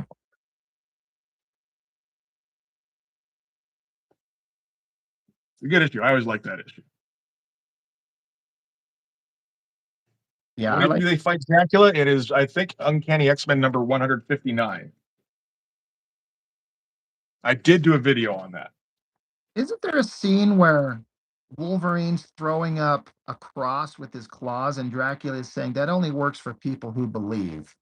I think so. And they referenced that in What If number 27, I think. That might be what I'm thinking of, and so I didn't know if it was like a what if or But that was in the that comic. is the issue they're referencing in that what if. Okay. Yeah, yeah, yeah. Because Nightcrawler ended up, he's like, I believe, And like, no, oh shit, that actually hurt. yeah. I Yeah. think that's an interesting kind of concept to have a Dracula, and it kind of alludes to the idea of like, is there actually a higher power that exists? And Wolverine doesn't Mhm. believe it. He's trying. Wolverine doesn't believe in shit. But he knows the mechanics. So it's like, you know, he's thinking practically, which makes sense. Yeah, why not? At this point, I'll try anything. Yeah. No, it's and later in the issue, Kitty comes across a vampire, and the cross doesn't work for her, but she has her Star of David because she's Jewish, and Uh, that burns the vampire. So it's not, yeah, it's not religious icon specifically. It's just faith in particular that the vampires respond to, which is like, oh, that makes sense in a way that like a kid could understand. right. But yeah, that what if issue, the what if Wolverine became king of the vampires, that was one of my favorite issues for a Yeah. long. Vampires. Yeah. That was an era I of know some you. what if books that were like, these are really Oh yeah, good. Some of my favorite the, stories. the early run on what if books was pretty great. Yeah. In fact, the what if the symbiote possessed Spider-Man was my first Mm. introduction to the symbiote character in terms of stories I've read. I had never read Venom. I'd only seen the image, but Ah, the story, how it took him over, and it was terrifying, that story. And I assume you've read it. Have you read that one? I don't think I have. Oh, because again, it was so long ago. I was 10 or 11, so I'm aware of Spider-Man. Then I'm reading this story. It was scary to me because this black Yeah, costume oozed onto him at night and took off with them and ran around, and he's waking up just tired and wiped out, and he doesn't understand. So he's going to the Fantastic Four looking for help, and they're like, it's this alien thing, but in this version, they can't overcome it. They can't yeah, stop it, already bonded with him. And so they keep blasting him with sonic blasters and stuff. And all it's doing is hurting Peter. The suit is kind of just handling it. just And sucking it up. Yeah. eventually the suit just abandons Peter because they end up the Hulk's out there fighting. And the suit's like, Ah, well, I want the Hulk. So it throws itself onto the Hulk and just ejects Peter's body, and he's like a withered old man oh because it just man, sucked the life out of him, and it took over the Hulk instantly. yeah. And so it's like infinite power now. And so then now you got Peter Parker, who's just an old man, and he dies of a heart attack days later. That And sounds kind of dope. Yeah, no, I never saw that one. really good. I mean, spoilers to everything, um, but then a little bit later on, the heroes they're pissed off that Peter's dead, and so they're trying to track it down. And Yeah, so a bunch of the Marvel heroes show up, including Thor, and the suit's like, "Ooh, Thor, I want you." So it goes on to Thor, ejects Hulk, and yeah, all it does is it ejected Bruce Banner because it kind of actually restored Banner. It sucked the life out of Hulk, but Banner's okay. So now interesting. Thor is covered in the venom goo. And so it's just that big black suit on his body with the helmet, but a big red cape and the hammer. And Thor is fighting him off, like just with all his strength. There's this scene where like he's in a cave hiding, and Thor is fighting off the symbiote, and the symbiote's kind of peeling off his face just to Mm. illustrate Thor is fighting back. But they eventually, like, we had to call in the ultimate weapon to stop this thing. And who is it? It's Black Bolt Oh, okay, okay. because of the Sonic. And so Yeah. Oh, yeah, yeah, yeah, yeah, okay. symbiote sees Black Bolt. And again, this is my first exposure to Black Bolt ever. He's just there. I'm like, who's this guy? And Yeah, so symbiote Thor dives at him. He understands the threat. He's like, no, I'll stop you before you can. And Black Bolt just screams, explodes a mountain, just levels an entire mountain range, and that nice. separated the symbiote from Thor, and Thor's kind of like shaking his head. He's like, "Holy crap, what the hell?" And they're picking up the suit, and it's still maybe vaguely alive. But then Black Cat showed up with the sonic gun and killed it because she's pissed off that Peter got killed. Because all the That heroes, makes sense. maybe we can take this because it's a life form. We can send it to an alternate dimension and not kill it. And she wasn't happy. He killed it. And so anyway, but I'm just like, Peter's dead. This it was horrifying to me. But it's one of my Yeah. favorite stories ever. I think that was one of the things I really liked about the Wolverine King of the Vampires one was that they killed off so many fucking superheroes in that thing, and they did it in a lot of it in like interesting ways. Yeah. And I mean, I was brought up on horror movies, so I was down with that. Yeah. Where it's just like where like one of the main conceits is like how many interesting ways can we come up with to kill people? Yep. I still think the best one for me is what if X-Men lost Inferno? And Wolverine eats a baby. Yes. As a kid, I'm like, he just ate an infant. But Yep. everyone died horrifically. It was just a downer on like an epic scale. Oh man, this is horrible, but it's such Yeah. great stories. And Ed Raven's here. Hey, Ed Raven, how's it going, buddy? I think that is most of the group that is checked in at some point or another. Good shit.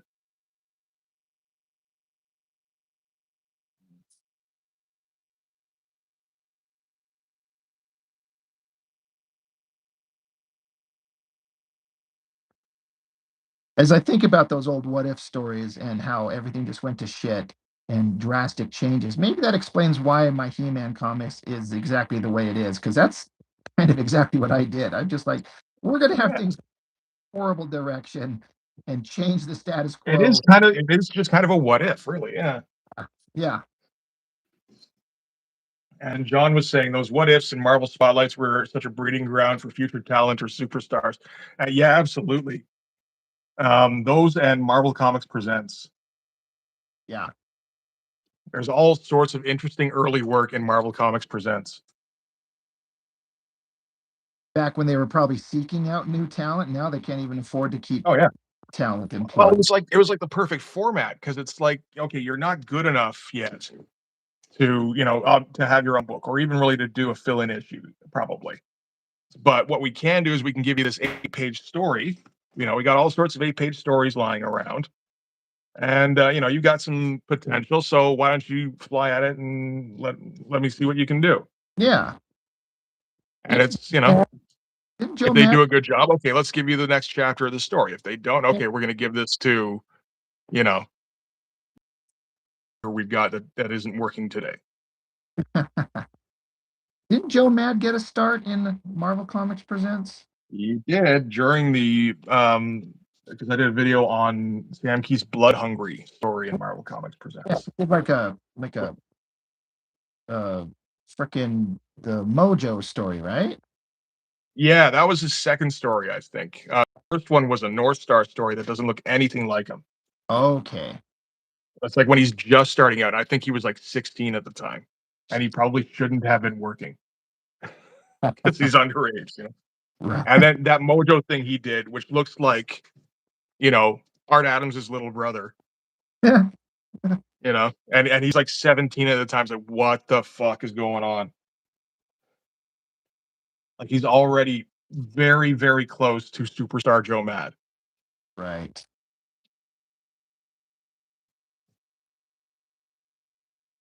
But yeah, that run is in particular is interesting because there are a couple of Rob Liefeld issues Yeah, or stories in there.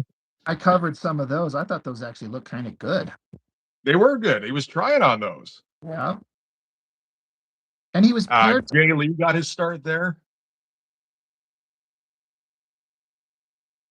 So that was all right. Yeah. It's rough, and he's not. They're not letting him make himself, but it's still like you can see the Jay Lee shapes right off the bat. Yeah. Yeah.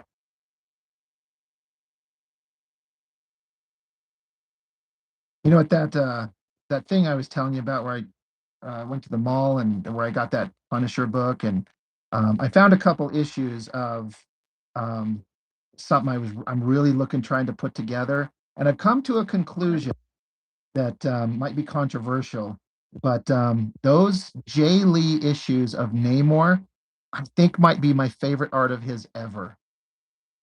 Yeah, I'm oh, it's tough because there's he actually got quite a few issues in. Yeah, I've got a bunch of those. Um, and again, the first little bit they don't let him ink himself. right. But once they do, that book goes fucking bonkers. Yeah. I only had like two, and I remember looking through them and just thinking they looked amazing. And then there's another channel I was watching where this guy had them all, and he was going through them one by one, week by week. And I'm like, Yeah, I've never seen these books, and like this is the greatest Jay Lee stuff. So I found a couple more, and I'm going through them, and like he does things where I'm like, if this was anybody else, this wouldn't work. Like he does page yeah, upon page with nothing but silhouettes, yep. but it works for him. And it's amazing because he's producing these, yeah, and like I don't the amount of confidence he must have had is incredible for one Right. thing. Yeah. To just like lay shit down, and apparently he was producing pages at a rate of like close to 8 a day, or that's the story anyway. I've heard many pages a day. Yeah. Yeah. Yeah. Yeah. Yeah. And I mean, you can kind of see it with how fast he's going on everything. Yep. Yeah, no, the Jay Lee Renaissance is very brief. It's like those Namor issues and the 3 issues of X Factor he did during the Executioner's song. Yep. Love those. Yep, those are great. The 3 issues of Youngblood Strike File he did, and then, the first issue of Wildcats trilogy. Yeah. Yeah. And because issue 2 and 3 of Wildcats trilogy, he starts slowing down, and then that's kind of it for Jay Lee, like, really being Jay Lee. Yeah.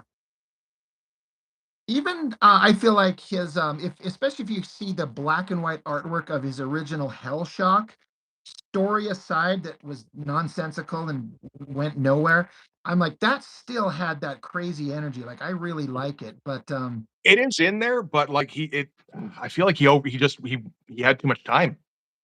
there you go. Like, Yep.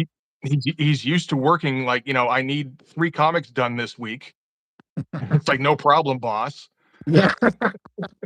Got you. I got you.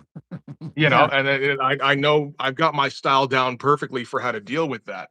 But like when he's making his own thing and he has no editor and he's just kind of setting his own schedule, it's just like, well, I can tweak this and I can do this and I can, I don't have to just go, go, go on this all the time. Maybe not understanding that that's what people wanted was the go, go, go. But at Yeah. the same time, maybe not caring because that's not really artistically fulfilling for him. I don't know. Right. That falls under the category of an artist edition I would die for. Is that Jay Lee era? That That'd be wild. Yeah, or stuff. He did some issues of what was it, Spider-Man and an Iron Fist. that's right. Those are in there too. Yeah, like just artist edition of that stuff. Oh, I would just die to have that stuff. See that those original pages blown up and just in all their glory, you And know. all sorts of media all over them. Yeah, ink splatter, white paint splatter of some type. Brits in every which way. Uh, no, those would be fun. Sam Keith pages would be good for that too. I'd love to see that shit. Oh yeah, I want every page of that Wolverine story Yep. um, in the high resolution black and white. All the covers, just everything would be perfect. And again, you think that's what would be a no brainer. But Yeah, I mean, a couple of the covers from Marvel Comics Presents made it into one of the artist editions at least. there's like a The covers of Marvel comics. I think I've seen Yeah, that. that's the one. Yeah. And those look great, but that's not enough. No, no. Like some of that, I'm pretty sure we've said the same thing where in those Marvel Comics Presents, there's a for me, I've always said there's a certain charm to the uh, the newsprint paper and Oh the yeah, the coloring, but so much of that detail is just lost. And that is the case with some of that Sam Keith stuff. You can find some high resolution images online, and you're like, look at all this like stippling that he's done and this hyper fine cross hatching. It just Yep. does not show up in the book. But the book still looks good because of that natural newsprint look, but you're losing so much. You are, but I feel like I don't know that's part of the charm for me is that bleed with the ink where you got to be careful how close you place your lines together, and some people take advantage of that, and Yeah. like account for it when they're making their pages. And I And agree. Sam Keith kind of didn't. Yeah, I agree with you. I like it too, but that's why I want an artist edition because so much of that beautiful detail is lost. So it's almost kind of like almost a new thing to get That's to see true. that original artwork all pristine. A remaster essentially. Yeah. Long Nguyen's Punisher Warzone. I'm not familiar with that at all. Okay, apparently that's pretty great too, though. For that,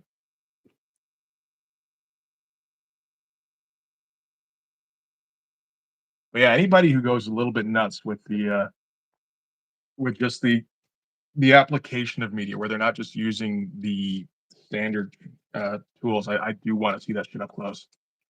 I'd love to see a Bill Sienkiewicz artist edition. I know one exists for the New Mutant stuff. That said, I don't know if I know what I'd be looking at.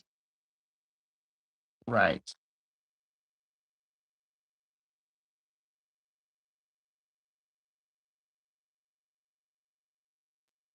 Yes, it's just a case of where is all this artwork and can if like the artist doesn't own it still, can it be sourced and put together? Because fans are out there making them. There's that Wildstorm page we're part of. Yep. They're putting together an Aaron Weisenfeld and a Richard Bennett one that no one else would ever do, but there's an Nope. audience. Oh, yeah, and I love that because like I got into Richard Bennett through this channel. Never would have heard of him otherwise. And just but going over brass and have you looked at Gen 13 Wired yet? Yeah, I've got that one. Oh, Crazy. did you do a video on it? Yeah, yeah. It was just that Okay. one, right? Where the Yeah, Gen I was. Yeah. Yeah, I must have missed that one. I got to go find that on there now. But that's like one of the wildest looking books I've ever seen. it's crazy the amount of detail he's able to get in there. And it's like we've seen artists do crazy amount of detail. I just don't know why that one just stands out to me so much. Like, holy crap, how does Not just the amount of detail, because I mean, you can pick up any Art Adams book and you get a crazy amount of detail, right? right? And and Art Adams books are great for that. But it's just how creative he got with like page and panel designs Yeah. and like weird angles and just like we're gonna blow up on weird tech and I'm gonna draw every fucking square inch of this tech in Yep. minute detail. I'm gonna draw fucking indents in the screws if I have to, and I do. 100%. He did Yeah, not skimp on any of it. It is all there. Yeah. it Yeah. is Yeah. wild shit. Yeah. No, brass number 3 is great too, because like that's the big showdown between all the different mechs, and like so much of it is just devoted to glory shots of planes flying through a city, Yeah. and then Big. just drawing like that as faithfully as possible.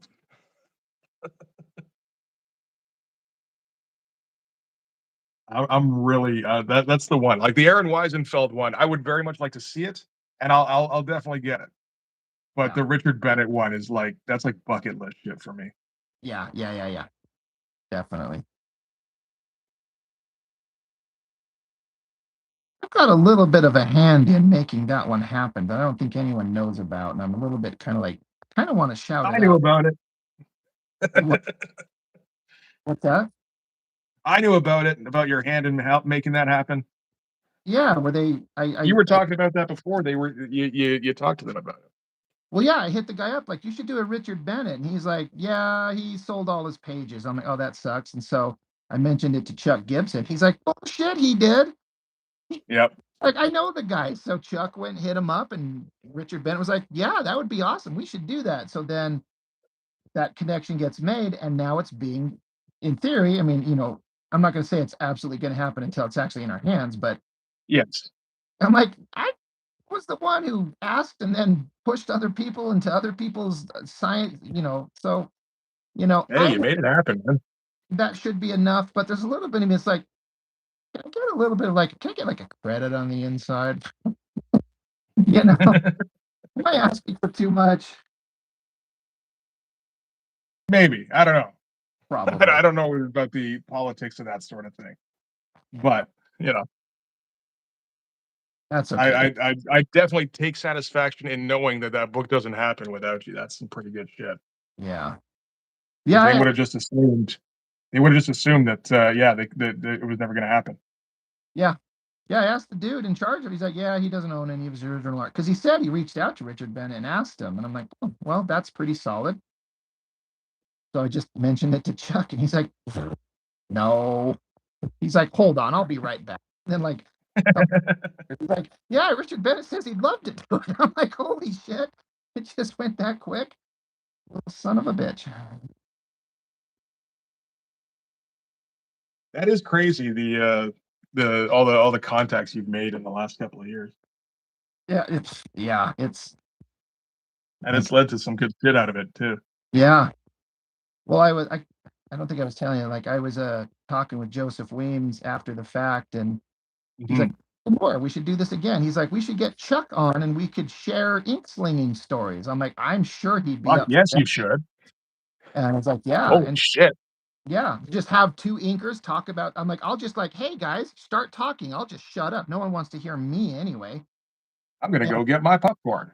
yeah, yeah. And so Chuck's in the middle of he's moving and things like that. So he's kind of like not available at the moment. But um and so I did tell that to Joseph Weems, and he's like, all right, that's no problem. He's like, I could probably get a bunch of other guys. He's like, I know John Livesey and Jason Gorder as inkers. He's like, I could probably get them on with you. And he's like, I could probably get Richard Bennett. We could all have or not Richard Bennett, sorry, Joe Benitez. Right. He's like, I know him. He's like, I bet we could get him on. We could all have a conversation. I'm like, oh shit. Yeah, we should we should Yeah, we look. should definitely do that. I'm like, I'm gonna have to up my setup here because I can't do this bullshit cell phone thing if I'm gonna be trying to talk to these guys, if that actually happens. Yeah.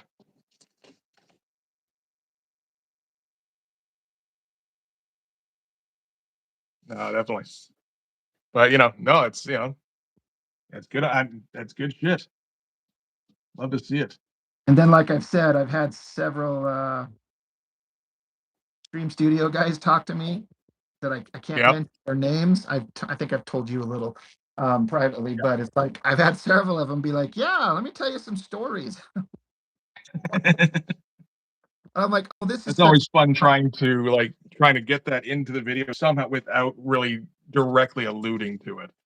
right. Yeah, and Yeah. I'm like, oh, this is such great stuff, but I can't say anything because it's like total confidence. But some of these guys are like, yeah, this was quite the thing. This was quite the. All of them were like, we respect Liefeld for the opportunities they gave us. We have a career because of this. He paid really well, Yep. but oh my god, Mhm.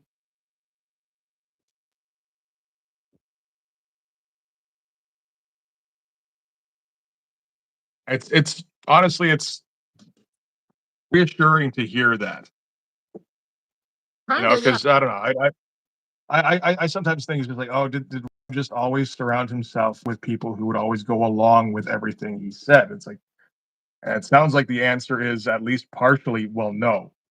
And it's like, "Oh, good. I'm glad." yeah. Well, one of the guys was saying that him and a couple other guys whose names you would definitely know, you would know all these names. He's like, we Yeah. weren't assassins, and he did not like that. And Yep. they dared to give a little bit of pushback, which is why they didn't end up staying there very long and ended up going elsewhere. Mhm. Like, And I mean, we've seen that over the years. yeah, That's how he treats his fucking fans, let alone his employees. yeah, yeah, If you're not if you are not 100% on the Rob train and you're not, like just sucking up at every possible opportunity, he doesn't have time for you. Well, somebody was telling me that they said, I can't remember who the artist was, but they said something to the effect of, this artist who worked for you back in the day, he got really good later on. And he's like, he was always good, and then banned him from his channel because they dared to say he got really good later. But Yeah, you didn't say, the implication was he wasn't brilliant from day one. I'm like, no one's brilliant yeah, from day one. that sounds like Dan Panosian.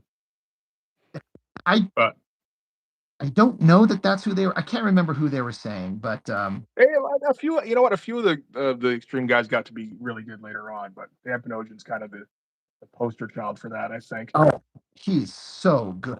He's He's just he's fucking incredible these days.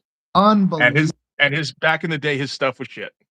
It, There's no you can pretty it up if you want, but it was. yeah. Oh no, no. My brain for the longest time associated the name Dan Panosian with just the worst shit art, and he Yeah. just kind of Well, disappeared. just like Well, like I don't know, like base level mediocre. I can draw figures and I can draw the barest implication of a background. You know, and it's like yeah, that's fine. I mean, there's even an excuse for it in that he was primarily an inker. yeah. Uh, and then he just decided, you know what? I think I'm going to get serious about this drawing thing. And holy fucking shit, did he ever? Yeah, I kind of asked him once years ago online. I said, like, I don't mean to be disrespectful when I say that I hated your stuff. Well, I didn't. I think I said I hated, but I was not a fan of your Yeah, stuff. And man, you just accelerated. He says, yeah, thanks for being understanding. He said, I had to take some time off from drawing comics to go learn how to draw. yeah, Is exactly what he said. I went and learned how to draw, and then he come back, and it's like it's a whole new guy. yeah. No, like there's nothing there. From that the like the early stuff doesn't suggest what he would become at all. Yeah. Yep. You know, Exactly. it's wild shit. Yeah, it's not even close. No one would look at his old stuff and his current stuff and see the connective tissue. It's not, no one would see that. It's just Yeah. not there.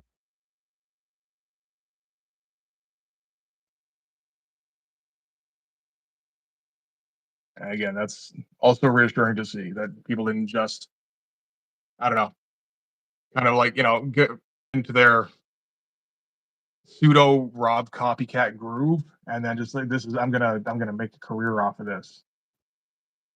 Some people did that. Yeah. Some people I may have made videos about recently did that.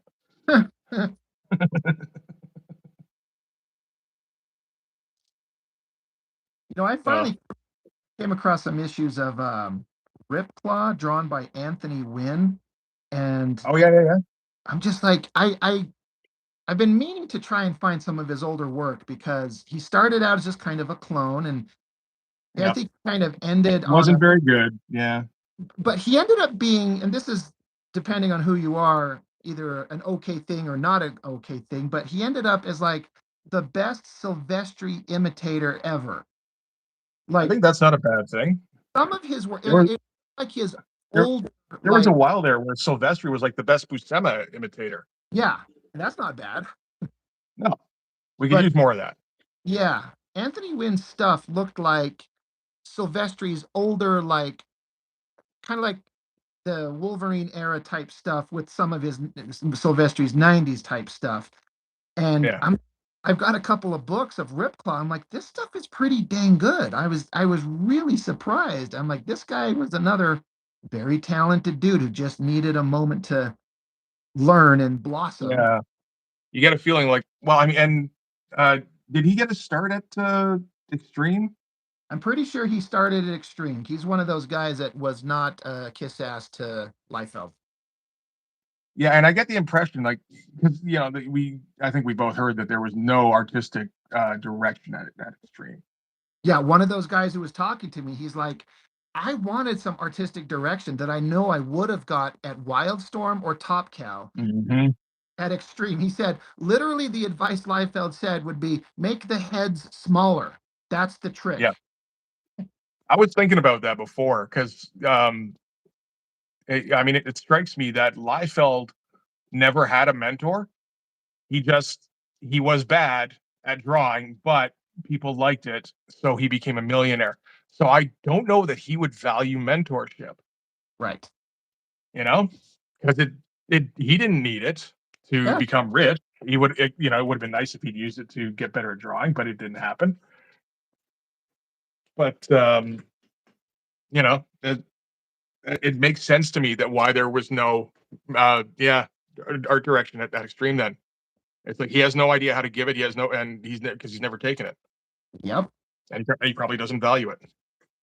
Yep. That seems to be, you know, and one of these guys who worked for him who ended up going over to a Wildstorm, he said that he was trying to get away from Extreme, and so he sent his portfolio over to Jim Lee, and so Jim Lee said, "Come down," and they went and had lunch or something like that, and he sat down and talked, and he said, I'm gonna have to, I'm gonna hover over every page you do to give you some direction until you've kind of unlearned some of the stuff you've learned over there.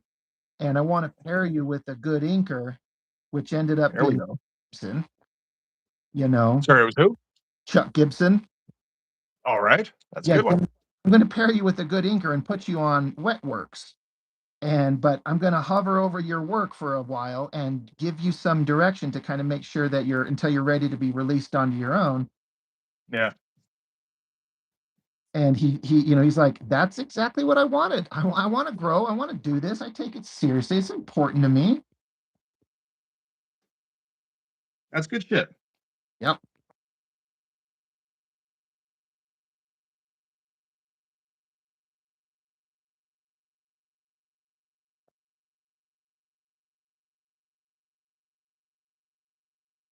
Sure.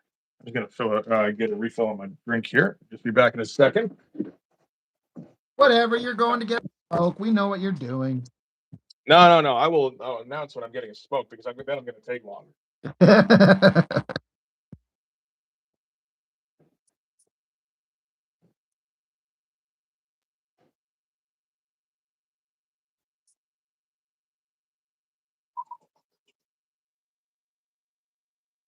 Yeah, I know that those guys in those studios, especially Liefeld Studio, again, credit to him.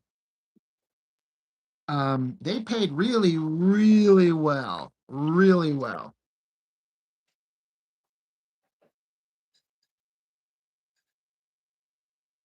Yeah, but counter argument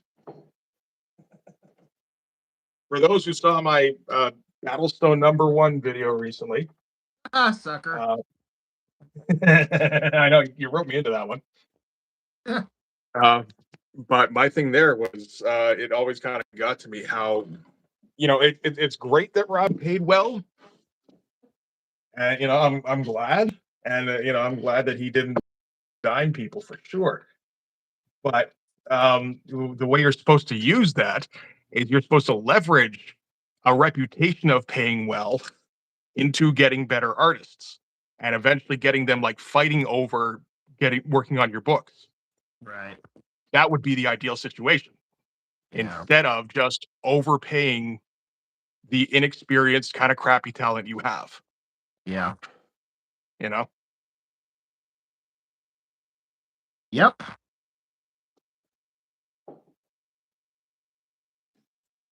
Robo's like, Todd still pays people very well, and he's got the best people in the business working for him a lot of the time. Yeah. Like he's got Brett Booth drawing his shit. Yeah, Todd can pay really well, and but he'll only take the best. You're like, why would I not? Mm-hmm. If he ever finds himself hurting, he can sell a baseball. Can you imagine what he could sell some like I know he's shown that double page spread of Spawn from issue 1 where he's like standing on the Oh, does he still have that? That's yeah, he good. show that off. I'm like, I wonder what that page would go That's for. that's like his retirement fund. Yeah. Like if he ever things just go completely horrible and he loses all his money, he can sell that one for I'd have to imagine that would be I know there are artists that do that, eh? yeah. Where where it's like, this is a good one. I'm hanging on to this for like later on in my and they'll do that with like multiple pieces. So basically, yeah, they have like a slush fund essentially. Yeah. I think it's I don't remember the guy's name. Who's the guy who does Batman White Knight? Uh, Sean, Sean, yep. yeah, Joseph Gordon-Levitt, whatever his name is. That's funny. Yeah, he does that though, where he banked a whole bunch of his old spreads, or just so he's got money down the line in case he needs it. He's just smart.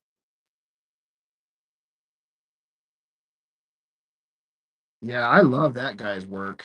Um, It's pretty good. yeah. And he's kind of got this freedom to do like he's just doing all these Batman like what if Batman stories, other Elseworld tales, and just having a great old time. Hmm. People, I mean, people want to see more all the time, so it's like, okay, I'll do that then, and I'll get paid nicely for it, and then everybody's happy with that.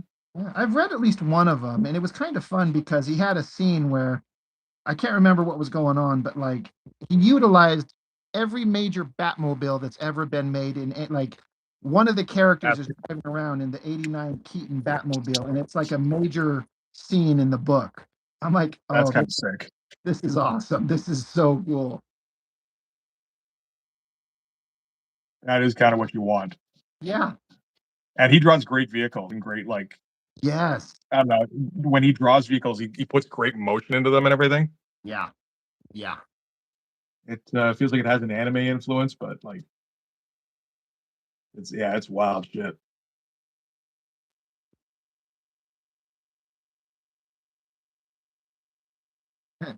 Chuck Lee, Apparently, oh, he says, I'm surprised that Image Comics never made a how to draw comics drawing book.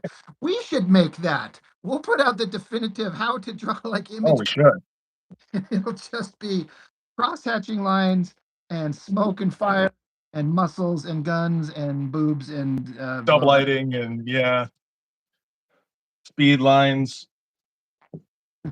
Your basic four image panel page layout types, yeah. as long as you're not Wills Portacio.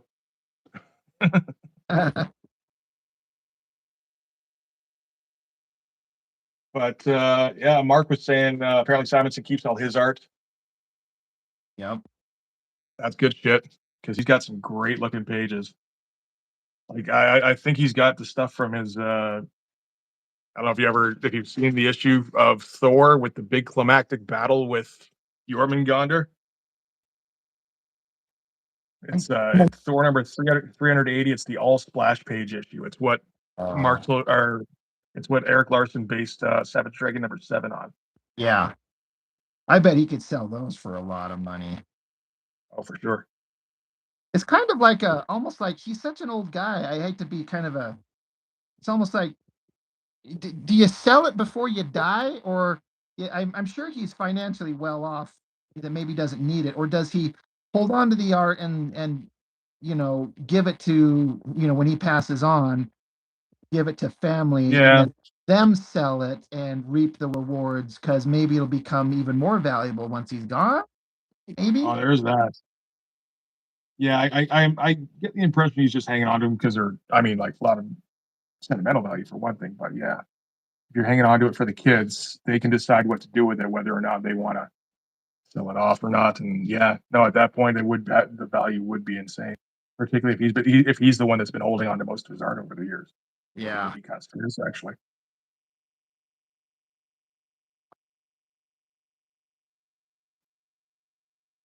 Yeah, you don't like those double page spreads where you have to turn the book on its side, do you?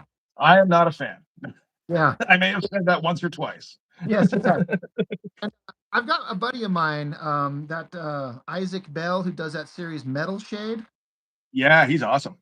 His next book coming out is exclusively double page side spreads. It's nothing. Oh no.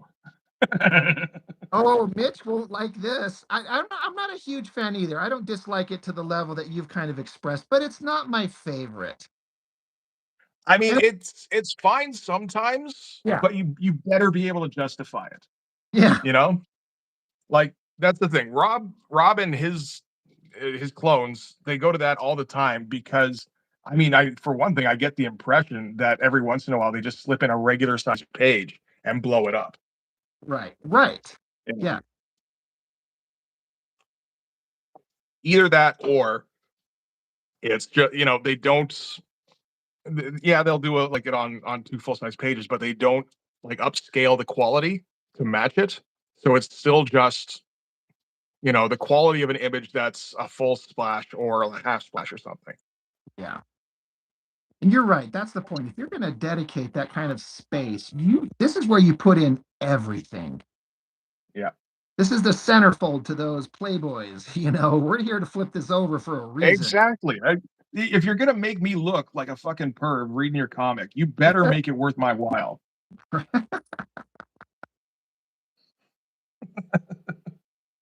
I'm gonna have to include a vertical double page splash at some point in Blood Force. Do some It's gonna version where have to like happen, it's and I literally just gotta go you all know out on that bitch. have it just be like a tiny little microscopic single drawing in a white void. We're Yep. just to make it the complete opposite of justifying it.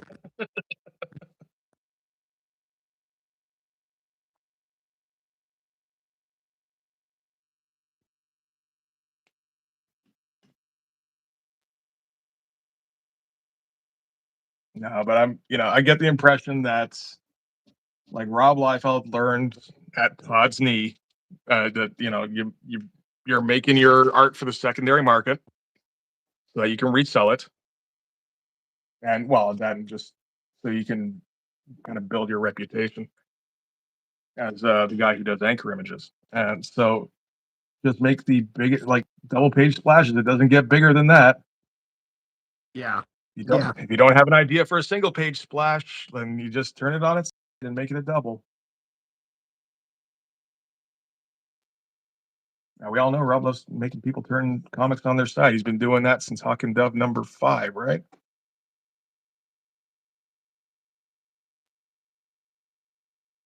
You're familiar with that issue? Which one? Hawk and Dove #5 from his first run. Oh, where he did it sideways and editorial didn't like it, so They cut it back. yeah, They I'm like aware of it, but I don't know that I've seen it, or if I saw it, I didn't know what I was looking at. I've got a copy. I should go through it. But that's another Uncle Jerk video. That's how I found out about that. So I would recommend checking that out.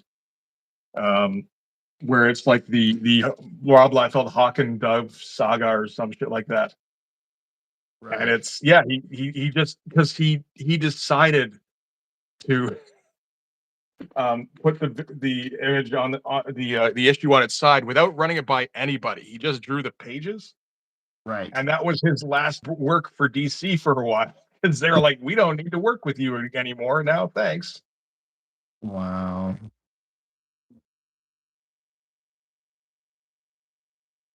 Here, let me see if I can find. I'll put in the chat. There's particularly a where is it? There's a little note at the end of that issue too that's absolutely fantastic. Where oh come on, where is it? He didn't take that one down, did he? Oh, I can't find it on his story or on his page. That sucks.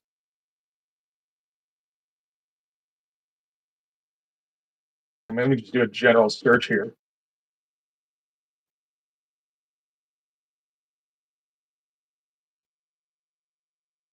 That's it. There. It's so weird. I couldn't find it through his actual page. Yeah. Okay. There we go. So that's an interesting one. Here, let me go find the issue real first. I want to read up that little missive at the end of the book. Heck yeah.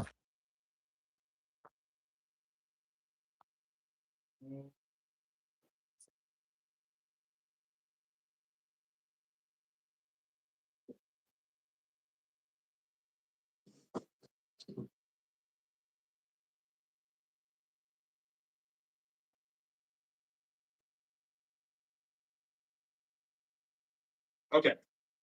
fairly quick. It's nice. So this is it here. This is Hawk and Dove number 5. So this is they're going to the chaos dimension or something like that. And the thing with the chaos dimension is you go through and the book gets flipped on its side. That's how Rob drew it. And that makes sense because wasn't he saying that that's how it was originally portrayed? So that's why he justified doing it? It was, and he would know because it was originally drawn by Eric Larson, who he was friends with. Okay. Yeah. So, yeah, this stuff here, I think, is where it starts to. This was originally submitted as you're supposed to read it on its side, and then the editors went in after the fact with a razor and fit it to regular comic boards. Wow. And then they fired his ass after that. And there's a little thing at the end here.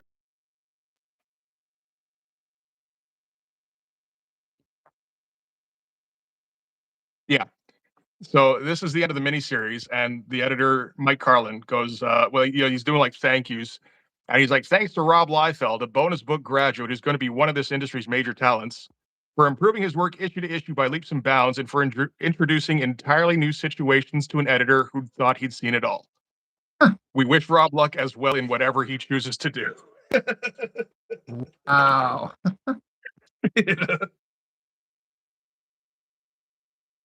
That's fascinating. I kind of It's fun. wonder why I have a problem with the book being on its side anyway. Like, what's the big deal? I don't know if they were aware that it was originally on its side, and I think it's just the fact that he'd already been taking some liberties by the sound of it, where like he submitted stuff with completed hands and feet, and the hands and feet looked like shit. So Carl Kessel fixed them in the inks, right? Right. Yeah. So after that, Rob submitted pages without hands and feet because the inker was going to fix it. Yes, I've heard that. Yes, yes, yes. Yeah. That's hilarious. Yep. And yeah, I think just the fact that he submitted this without even running it by his editor first, he just like kind of went. Was just like, okay, you know what? I don't know that we really want to work with this guy anymore. Yeah. And I He's kind of, he's like he's a raw rookie. This is his first gig, and he's already acting like a fucking starlet. yeah. And that's fair. You should at least ask. I think so. Like, it's not your book. You're not in charge. You're hired, and you're hired to do kind of what they want. Maybe if you ask. Although I have Yeah, heard before, it's easier to ask for forgiveness than permission. not when you're first starting out. I feel like That's fair. Yep, yep, yep. maybe when you've built up a little bit of goodwill, it is. Very fair. Yeah, but no, that first little bit, man, it feels like he's like, I'm Rob Liefeld from the beginning.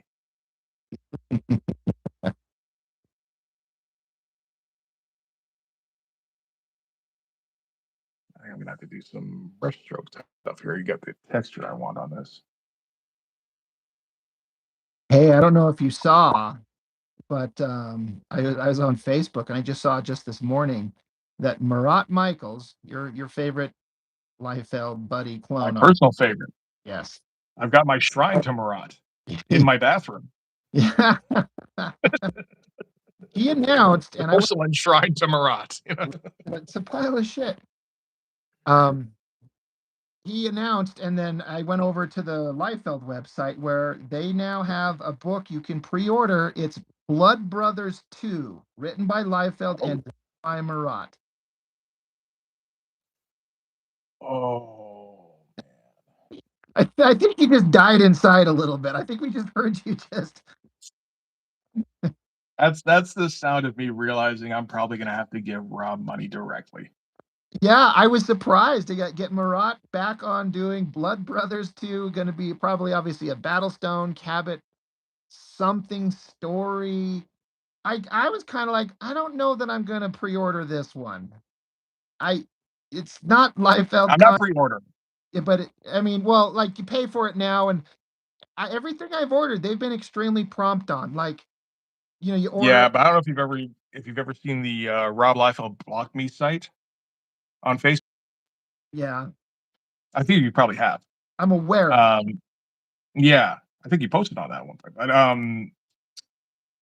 there's stories of people who, they don't get the stuff they ordered too, or, Sure. and there's always the brigade Kickstarter to consider as well, Yes. Um, so, I mean, you never pre-order from Liefeld, you wait till he has the thing. yeah. And I 100% understand and agree. I've just every issue of Youngblood that I've gotten, all five of them, including that god awful Acrobats, has shown up promptly. That's good.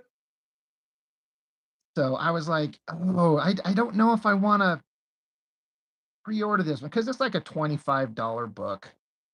Yeah, that's the thing. I'll probably wait until it shows up on my comic shop for $5. Yeah, it's hyper inflated, and because it's not Liefeld, I'm curious to see the insanity and the silliness, but I don't know if it's not for this Youngblood I'm thing. curious. It's a little bit surprising. He still thinks he can charge $25 for something that Marat is drawing. Yeah, I always have difficulty with that. what was his name? Yeah, I only call him Marat because I've heard Liefeld call him that. I used to think it was Like, Merritt. I heard I Liefeld. Yeah. Uh-oh, we lost Mitch. Uh-oh, we're losing Mitch. Is he there? Am I not here? What happened? Are you there, man? You faded out for a minute. I'm here. Shit. Hang on. What the fuck is going on? Now I don't hear him. Can anybody hear me?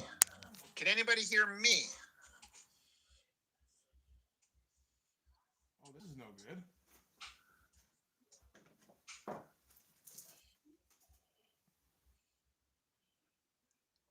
What is? Okay, you can hear me. At least one of you can.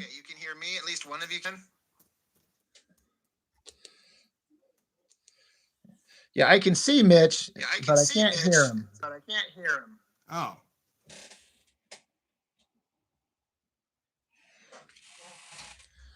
He's like, I'm still this? here. I swear.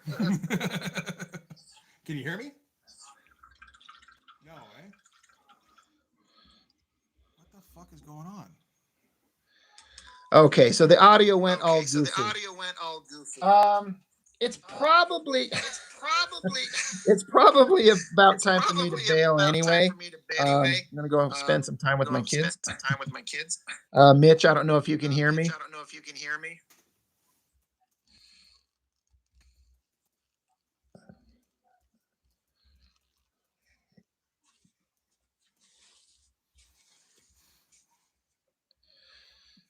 Mitch can hear everything. I can't hear him. But Mitch, I'm gonna jump off. I don't know if that'll help anything, or if you have to start over to clear everything up.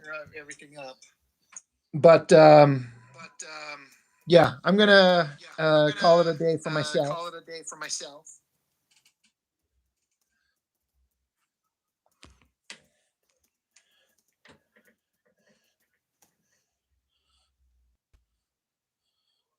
Okay, yeah, you might just have to restart fresh.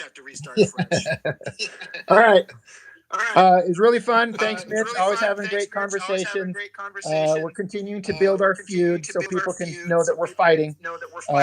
But super fun, and I'll catch all of you guys next time.